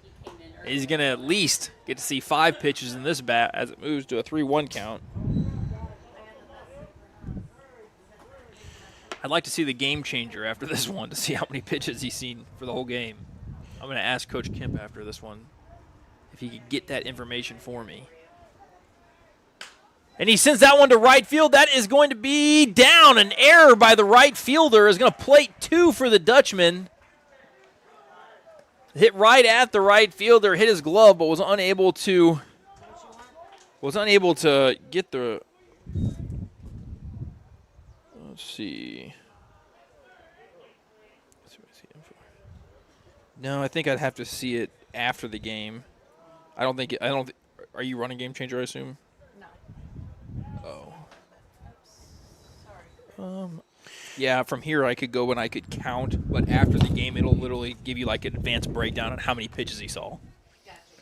We're looking at 21 for professional standards over the most. The Dutchman is number 22. That's probably for a single at bat. Yeah. For a single at bat, 21, yeah. But I would like to know how many pitches a batter has seen for an entire game. That'd be an interesting stat to know.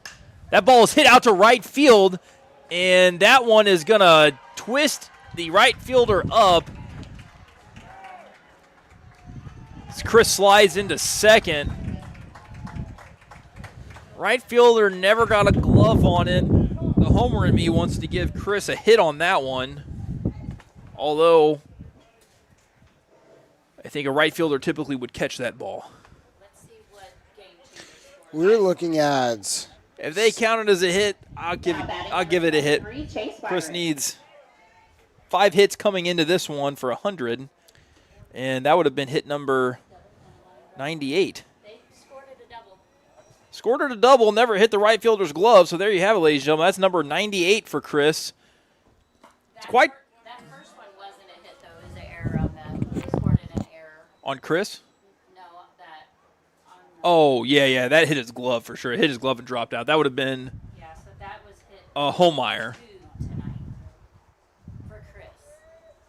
No, he got a hit in his first 2 at-bats, then he got hit by a pitch in his. But on Game Changer, they scored that first hit an error on the first baseman. Oh, really? Yeah. Interesting. I had Sarah look it up. All right, that ball's going to be hit to the shortstop. It's going to drag him off the bag.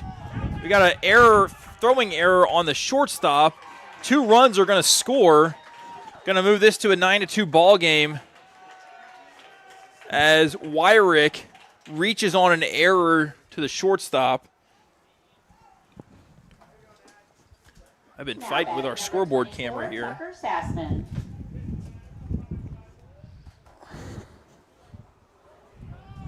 All right. Dutchmen could potentially end this one in 5 innings today. They're able to plate a few more runs.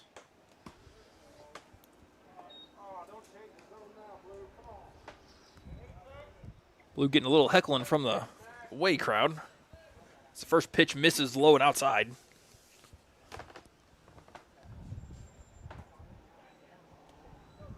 I forgot to change my bat overlay as Tucker has got a 2-0 count now while the Dutchmen lead 9-2.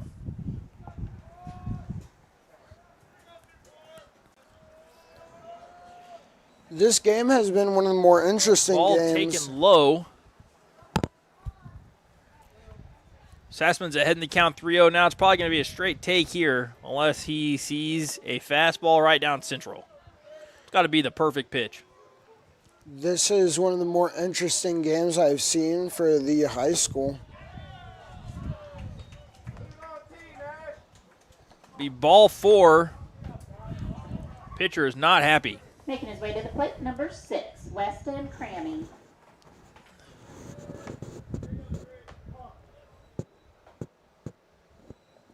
And you get a mound visit here from the Linn Wildcat coach.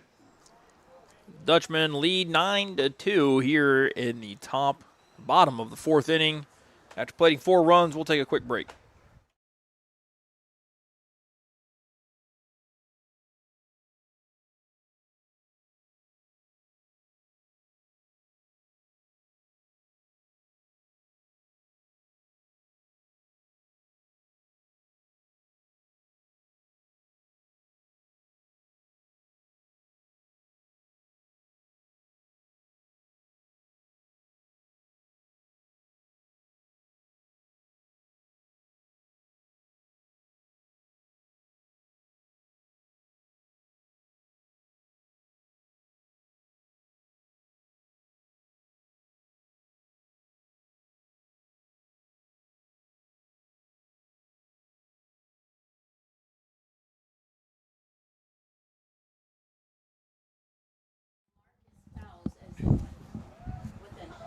That was 2 strikes. One or 2 of those might have been fouls. But after the 2 strikes, all of those were fouls.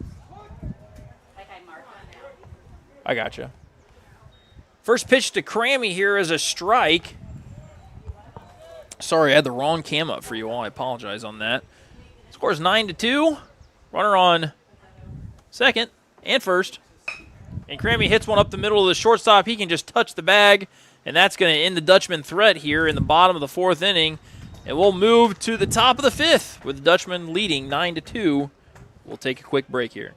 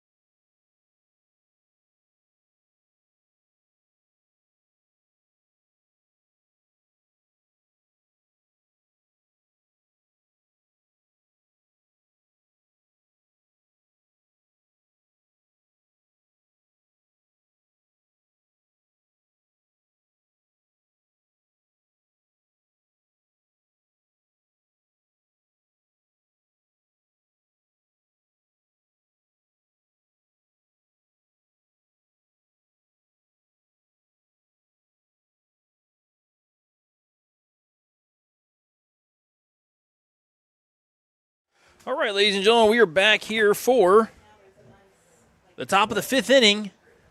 Leading off for the Wildcats in the top of the 5th inning, number 27, Jackson Kubiak.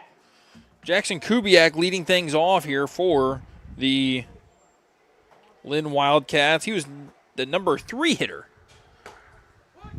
Looks at strike number 1 as Holmeyer works ahead. I think he came into this inning with 67 or so pitches. 63. So depending on how quickly he's able to work here, might be able to get an inning 2, 3 out of him. We'll see. It'd be cool to be able to see him finish this thing off.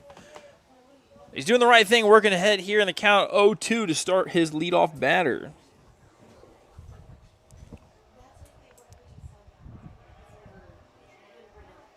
Wind now is blowing directly in.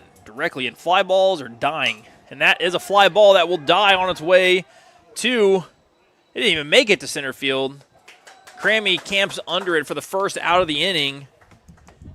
He's going to bring the 4-hole hitter, Peyton Peters, to the plate, third baseman. Anybody watching from Linn, help me out. Are Peyton Peters and Gus Peters related? I'd say there's a pretty good chance. Peyton Peters steps in, and the delivery from Homeyer taken right down central as Homeyer is able to work ahead in the count. The recipe for lasting long in a baseball game as a starting pitcher is to work ahead in the count. Homeyer's done that this inning. Peters quickly behind in the count 0-2 as he fouls that one down the third base line. Fielded cleanly by Coach. Yeah, I'm not going to lie, that last ball off the bat I thought was going to be a fly ball to center field, and it just completely died on the infield, just beyond the infield for Crammy to field. Homeyer throws that one in the dirt, trying to induce a swing and a miss. But Peters not chasing.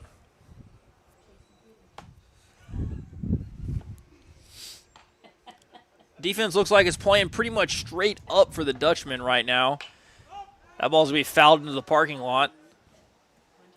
One thing you can notice, though, even with the 4-hole hitter up right now, the outfielders are playing relatively shallow, and a lot of that has to do with the wind. We haven't really seen a ball scorched into the outfield today from either team, really. The delivery from Homeyer misses just outside. Allen was set up outside on that one. Little bit more in, and he would have caught that corner of the plate, but just missed. The 2-2 delivery here. That one's skipped in a left-handed batter's box. We're going to get a payoff pitch. The way to not last long in baseball games as starting pitcher is to get to a lot of full counts. Don't want to lose him here.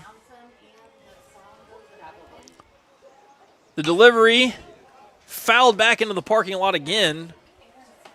Got a good battle here from Peters.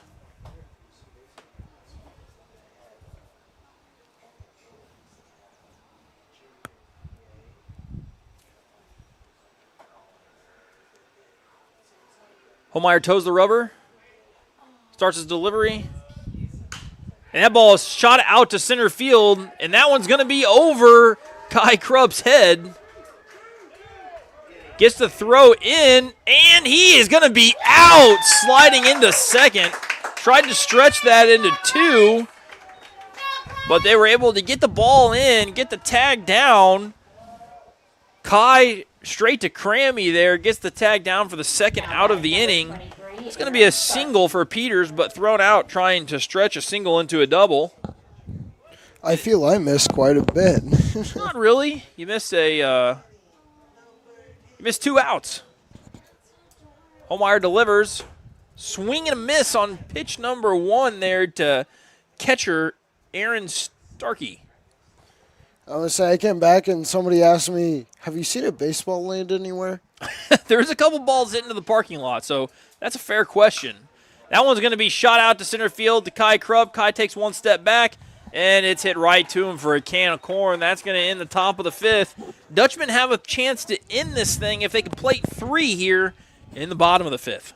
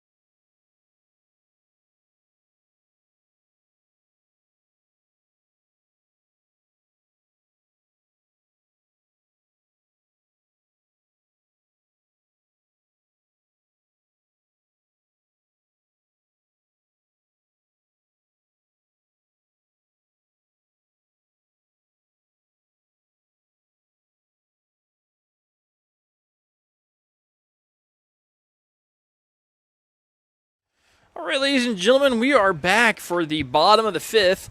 You're going to see a new pitcher on the mound for the Linn Wildcats. That is lefty Austin Royston. Comes into the game. Offers the third arm of the game following Gus Peters and Nash Tyree in that order. Takes us to the bottom of the 5th here with the Dutchmen leading 9-2.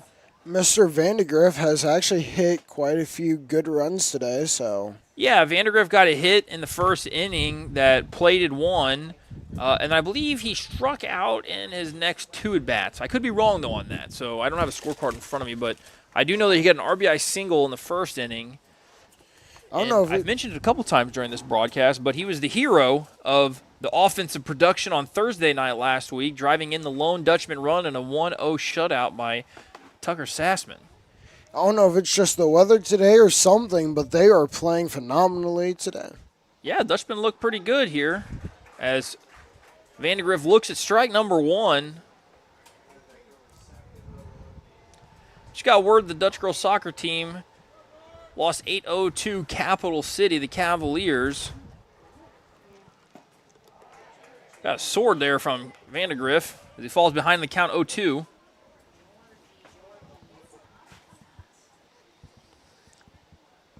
The lefty hurler here looks like he's coming in throwing strikes.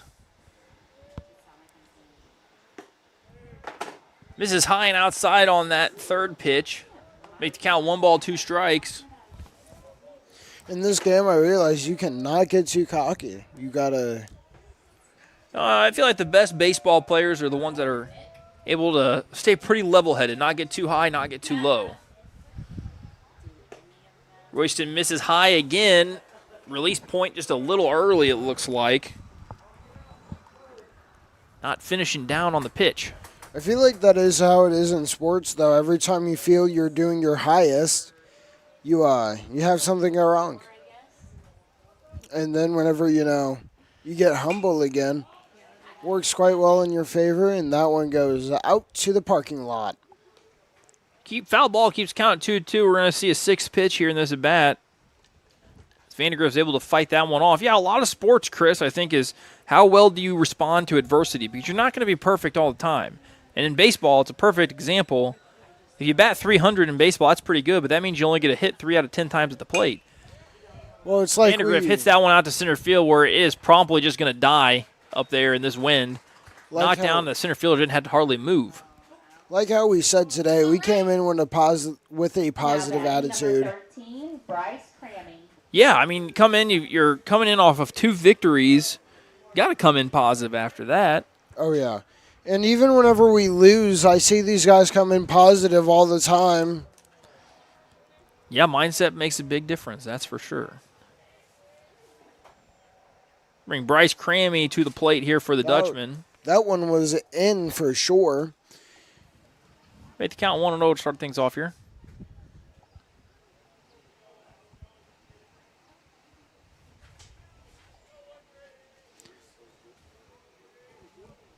Crammy's had a good day at the plate. Chops that one right to the pitcher. Going to be tough. And he is going to be safe at first base for his 2nd infield hit in kind of the same spot. Able to leg it out. Now batting number 4, Henry Womack. Brings senior Henry Womack to the plate.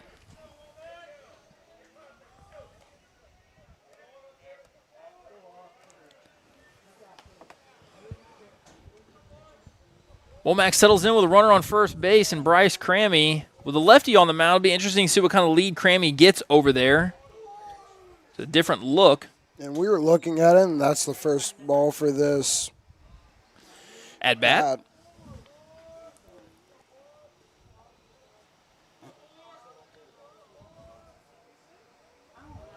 And we can hear the whole thing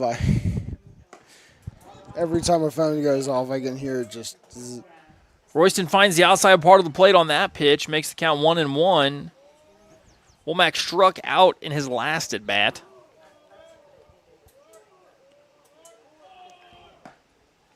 Ooh, that's a good pitcher's pitch there. Catches the outside part of the corner as Henry's quickly behind 1 and 2. You have to fight off anything close.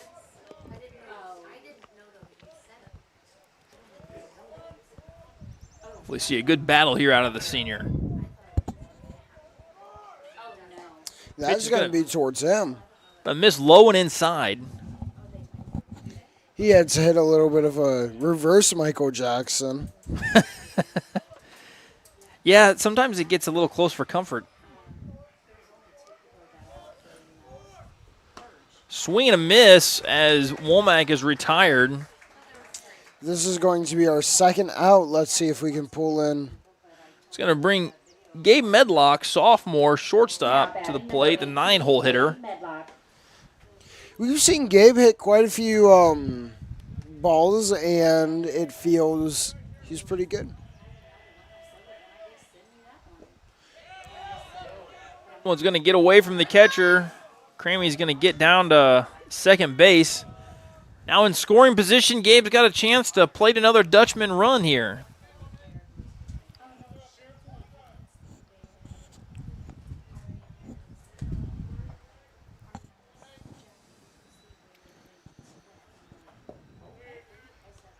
Ball low.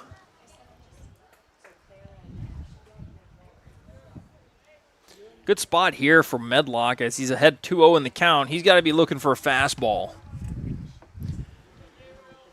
Feels good to be 2-0 in the count with a runner in scoring position. He gets that fastball. He chops it to the third baseman. Third baseman loads up, fires across the field for the third out of the inning. Dutchmen are retired, and 4 batters. We'll start the next inning off with leadoff batter Homeyer. But in the meantime, we're going to bring Homeyer back out.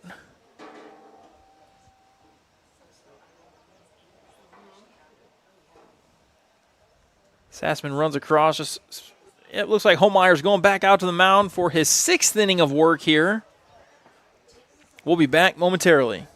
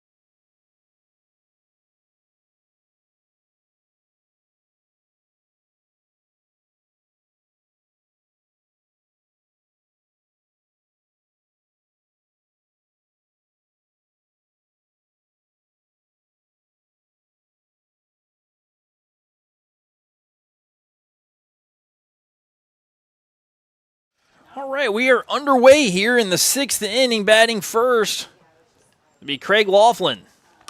He shoots that one straight up in the air. Might have a play on it here, but it looks like wind's going to blow that out into the stands as Homeyer gets ahead in the count. 0-1. Off the bat, it looked like it might stay in, but wind had other plans today. That parking lot is getting full, not with cars, but baseballs. Yeah, you park close to the field here, you're taking a risk. There's no doubt about that. Homeyer delivers. That ball's going to be hit into short center. And they catch it. Medlock retreats to make the play. You know, that ball was hit in roughly the same area as we had one that fell a few innings ago. But Medlock ranges back well on that one and makes the play. Nash Tyree, the starting second baseman in this game, steps up to the plate now. Lefty was the second pitcher in this game. He looks at ball 1 from Homeyer. All these guys have been doing pretty good tonight. Yeah, defensively, it's been a relatively clean game for the Dutchmen. A couple things maybe to clean up. the most exciting play of the game so far was the play at the plate where the ball beat the runner by a lot, but was ruled safe as the runner worked his way around the tag from Allen. That ball is going to be hit to second baseman Bryce Crammy, who fields it, throws it over to first. Sassman for the out. Dutchmen throw it around, and they quickly got 2 outs here in the top of the 6th. We're looking to win this apparently tonight. Yeah, Dutchmen are now 4 outs away. They're in a good spot being up by 7, that's for sure.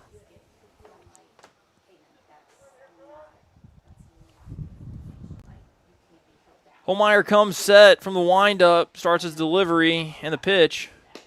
It'll be offered at, check swing. Going to say didn't go, make it 1-0.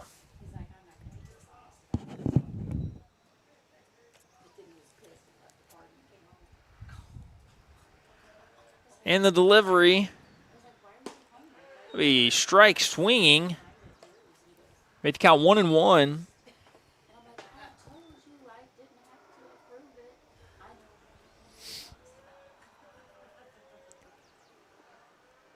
Holmeyer delivers. Swung at a pitch that didn't make it to the batter's box. Holmeyer's ahead in the count now. 1 ball, 2 strikes, looking to send this game to the bottom of the 6th inning.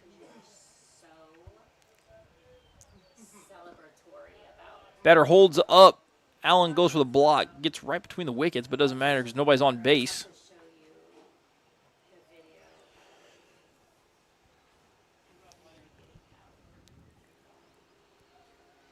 Count 2-2. Holmeyer came into this inning with 76-ish pitches. It's been relatively efficient. He's going to strike him out there, looking to end the top of the 6th. Holmeyer will have a chance, I think, to go the distance in this one. Brought it a couple times during this broadcast, but I'll bring it up again for viewers that have been popping in and out. This past weekend we had a pretty exciting middle school track meet where we saw the middle school pole vaulting record broken by Ambrosia Salamoni, an 8th grader. The record was previously held by Katie Candrell, and Ambrosia came out as the unofficial state champ for the unofficial state cross-country meet middle school level this past weekend. And she jumped 9-3, so we'll go ahead and show you that highlight, and then we'll go to a quick break.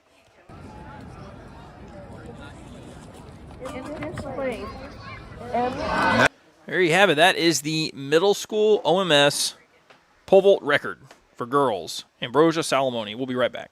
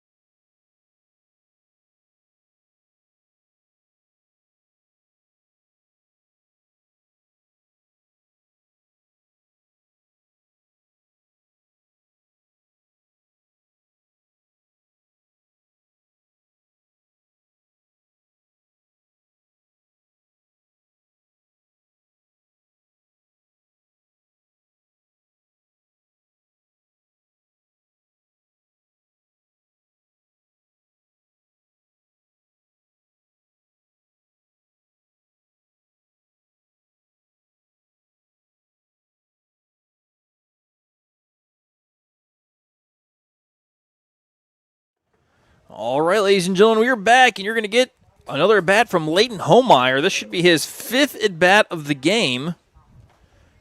And Leighton has seen 28 pitches coming into this at-bat. We counted it up earlier thanks to Miss Crystal Eli. She's keeping score up here. 28 pitches seen by one batter in one game that's a lot. That is a lot of pitches seen. I made a comment earlier that some guys won't see that in 2 or 3 games. These guys are working the Wildcats pretty hard today. Leighton swings at the first one there. Second baseman's going to handle that. 1 pitch, 1 out here for the Linn lefty. Now batting number 22, Chris Allen. Chris steps to the plate here. got a couple base knocks today. Last at bat hit a double out to right field. See where he goes with this one. Looks at a ball outside. Being a catcher, Chris has got one of the better eyes on this Dutchman team. Understands the strike zone very well.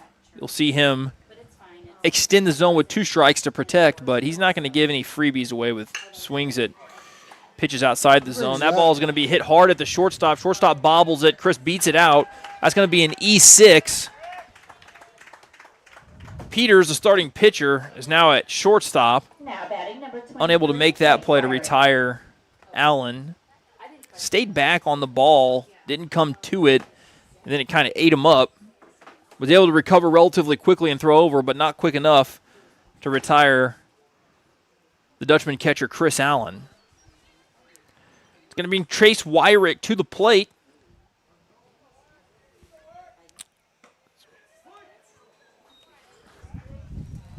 Rasmussen, the pinch runner out there for Allen as Chase Wyrick digs in.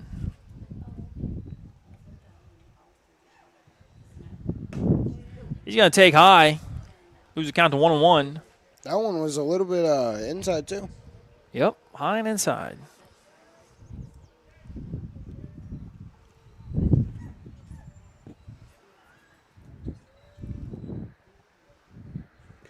Going to miss outside. That's going to send Rasmussen to second base as he got away from the catcher. 2-1 count here to Chase Wyrick, who's also walked today with the bases loaded. One of the more formidable hitters in this lineup for sure. He's going to chop that one down the third base line. Foul territory. Evens the count up at 2-2.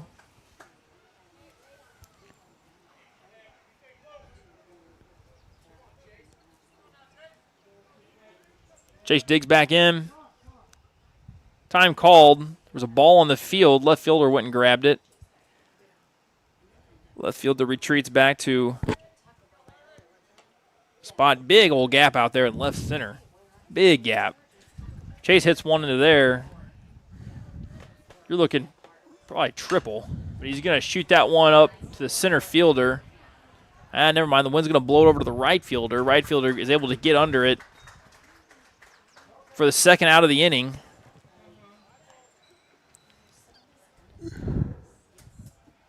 Now batting number 24, Tucker Sassman. Sassman digs back in. 2 outs. Runner on second. Bottom of the 6th. Sassman coming into this with the best batting average on the team. Looking to continue to improve that.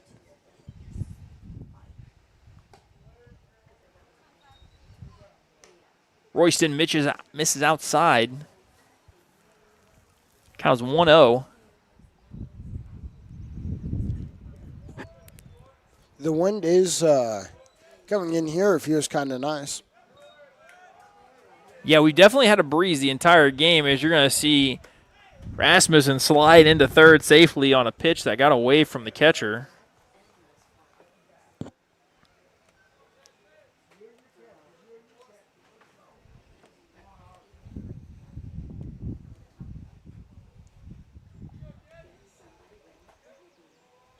Pitcher delivers and be ball low.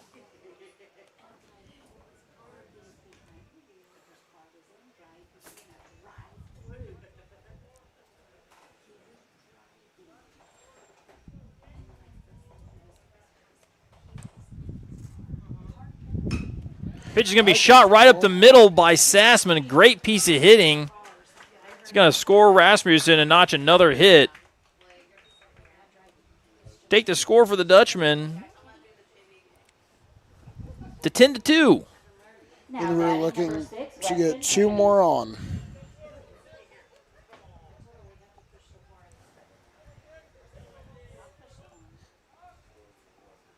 Weston Crammy digs in now. Hits that one right back up the middle. That one's going to be fielded. That's an out for us. That was a great play there by the shortstop, who was the starting pitcher to start this one. And it's going to send us to the top of the 7th, where the Dutchmen can end this with 3 outs. We'll be right back.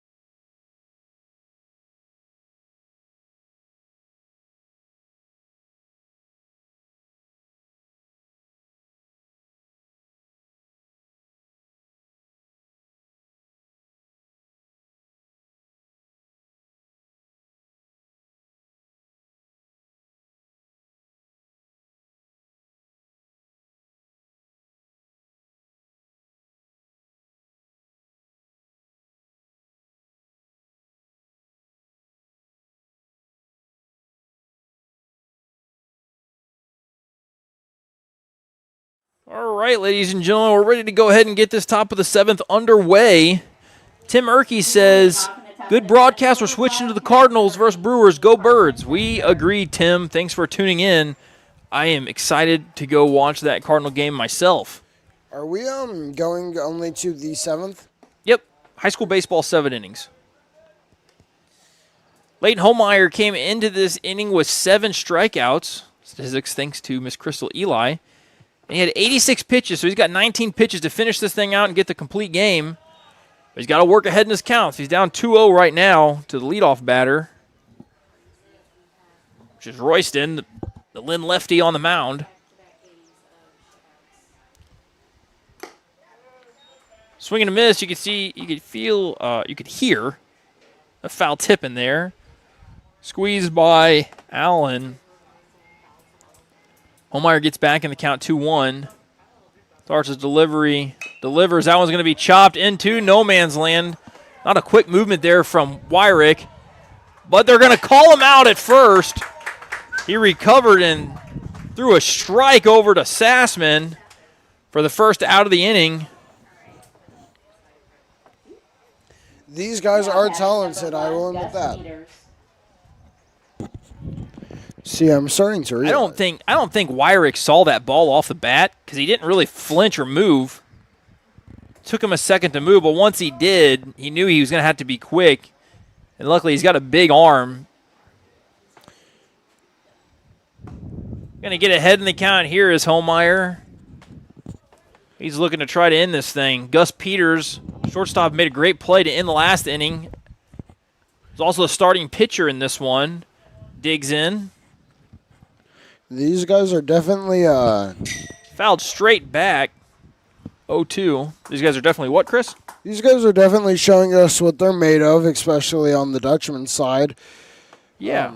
Also, I've just noticed that my scoreboard camera has since froze on you guys, so I will try to get that scoreboard camera back up here. That seems to be a common struggle today.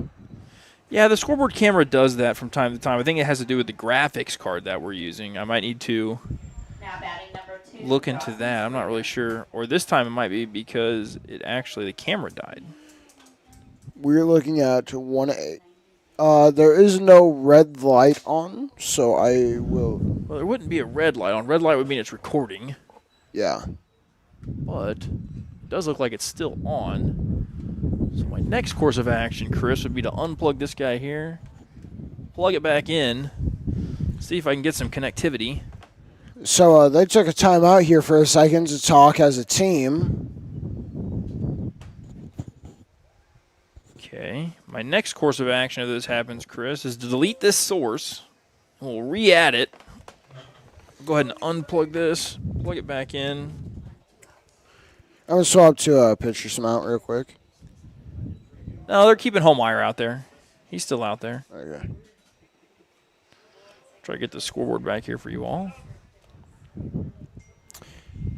We're looking at it, and let's see what this batter has.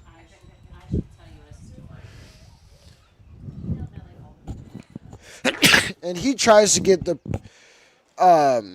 Checks on the runner over at first base. something like that. So that's called a pickoff attempt. And they shoot Ball's it gonna be- right down center. Kai fields it, gets it back into the infield, keeps runners at first and second. Now batting number 27, Jackson Kubiak. Jackson Kubiak is their 3-hole hitter.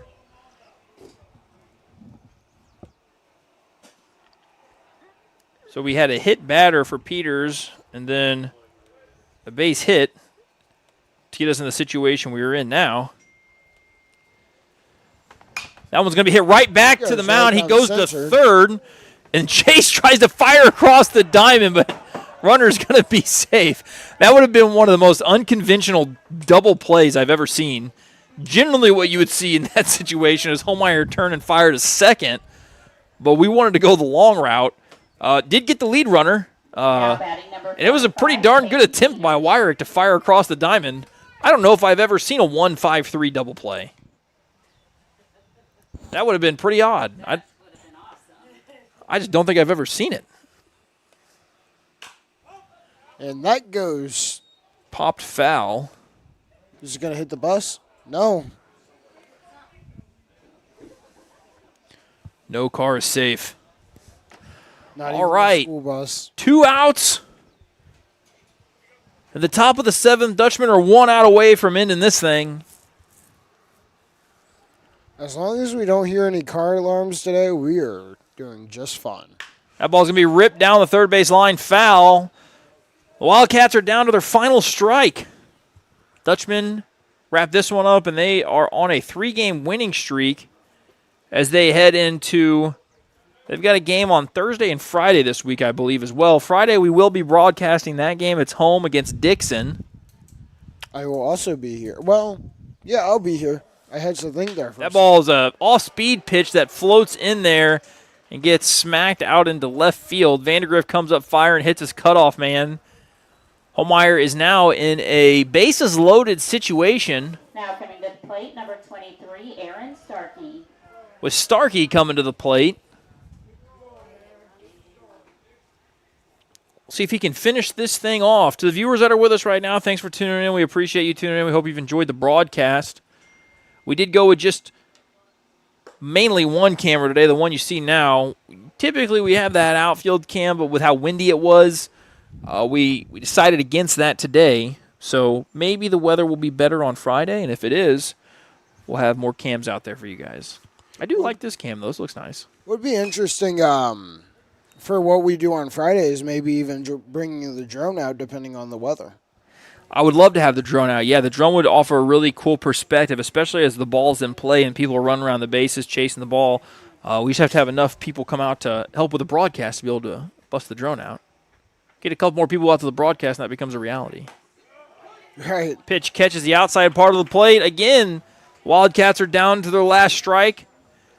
Last time in this scenario, they were able to get a base hit to left field. We'll see what happens here with a 1-2 count. And the delivery.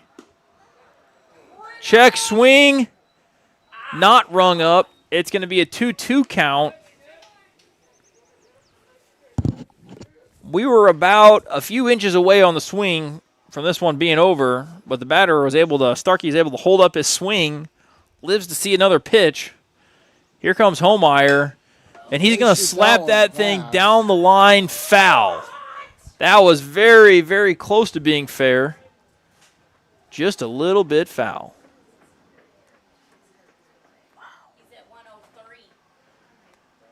Just got word that Homeyer is at 103 pitches. So if this at-bat goes 2 more pitches and Starkey reaches, Dutchmen are going to have to dig into the bullpen to try to finish this thing out.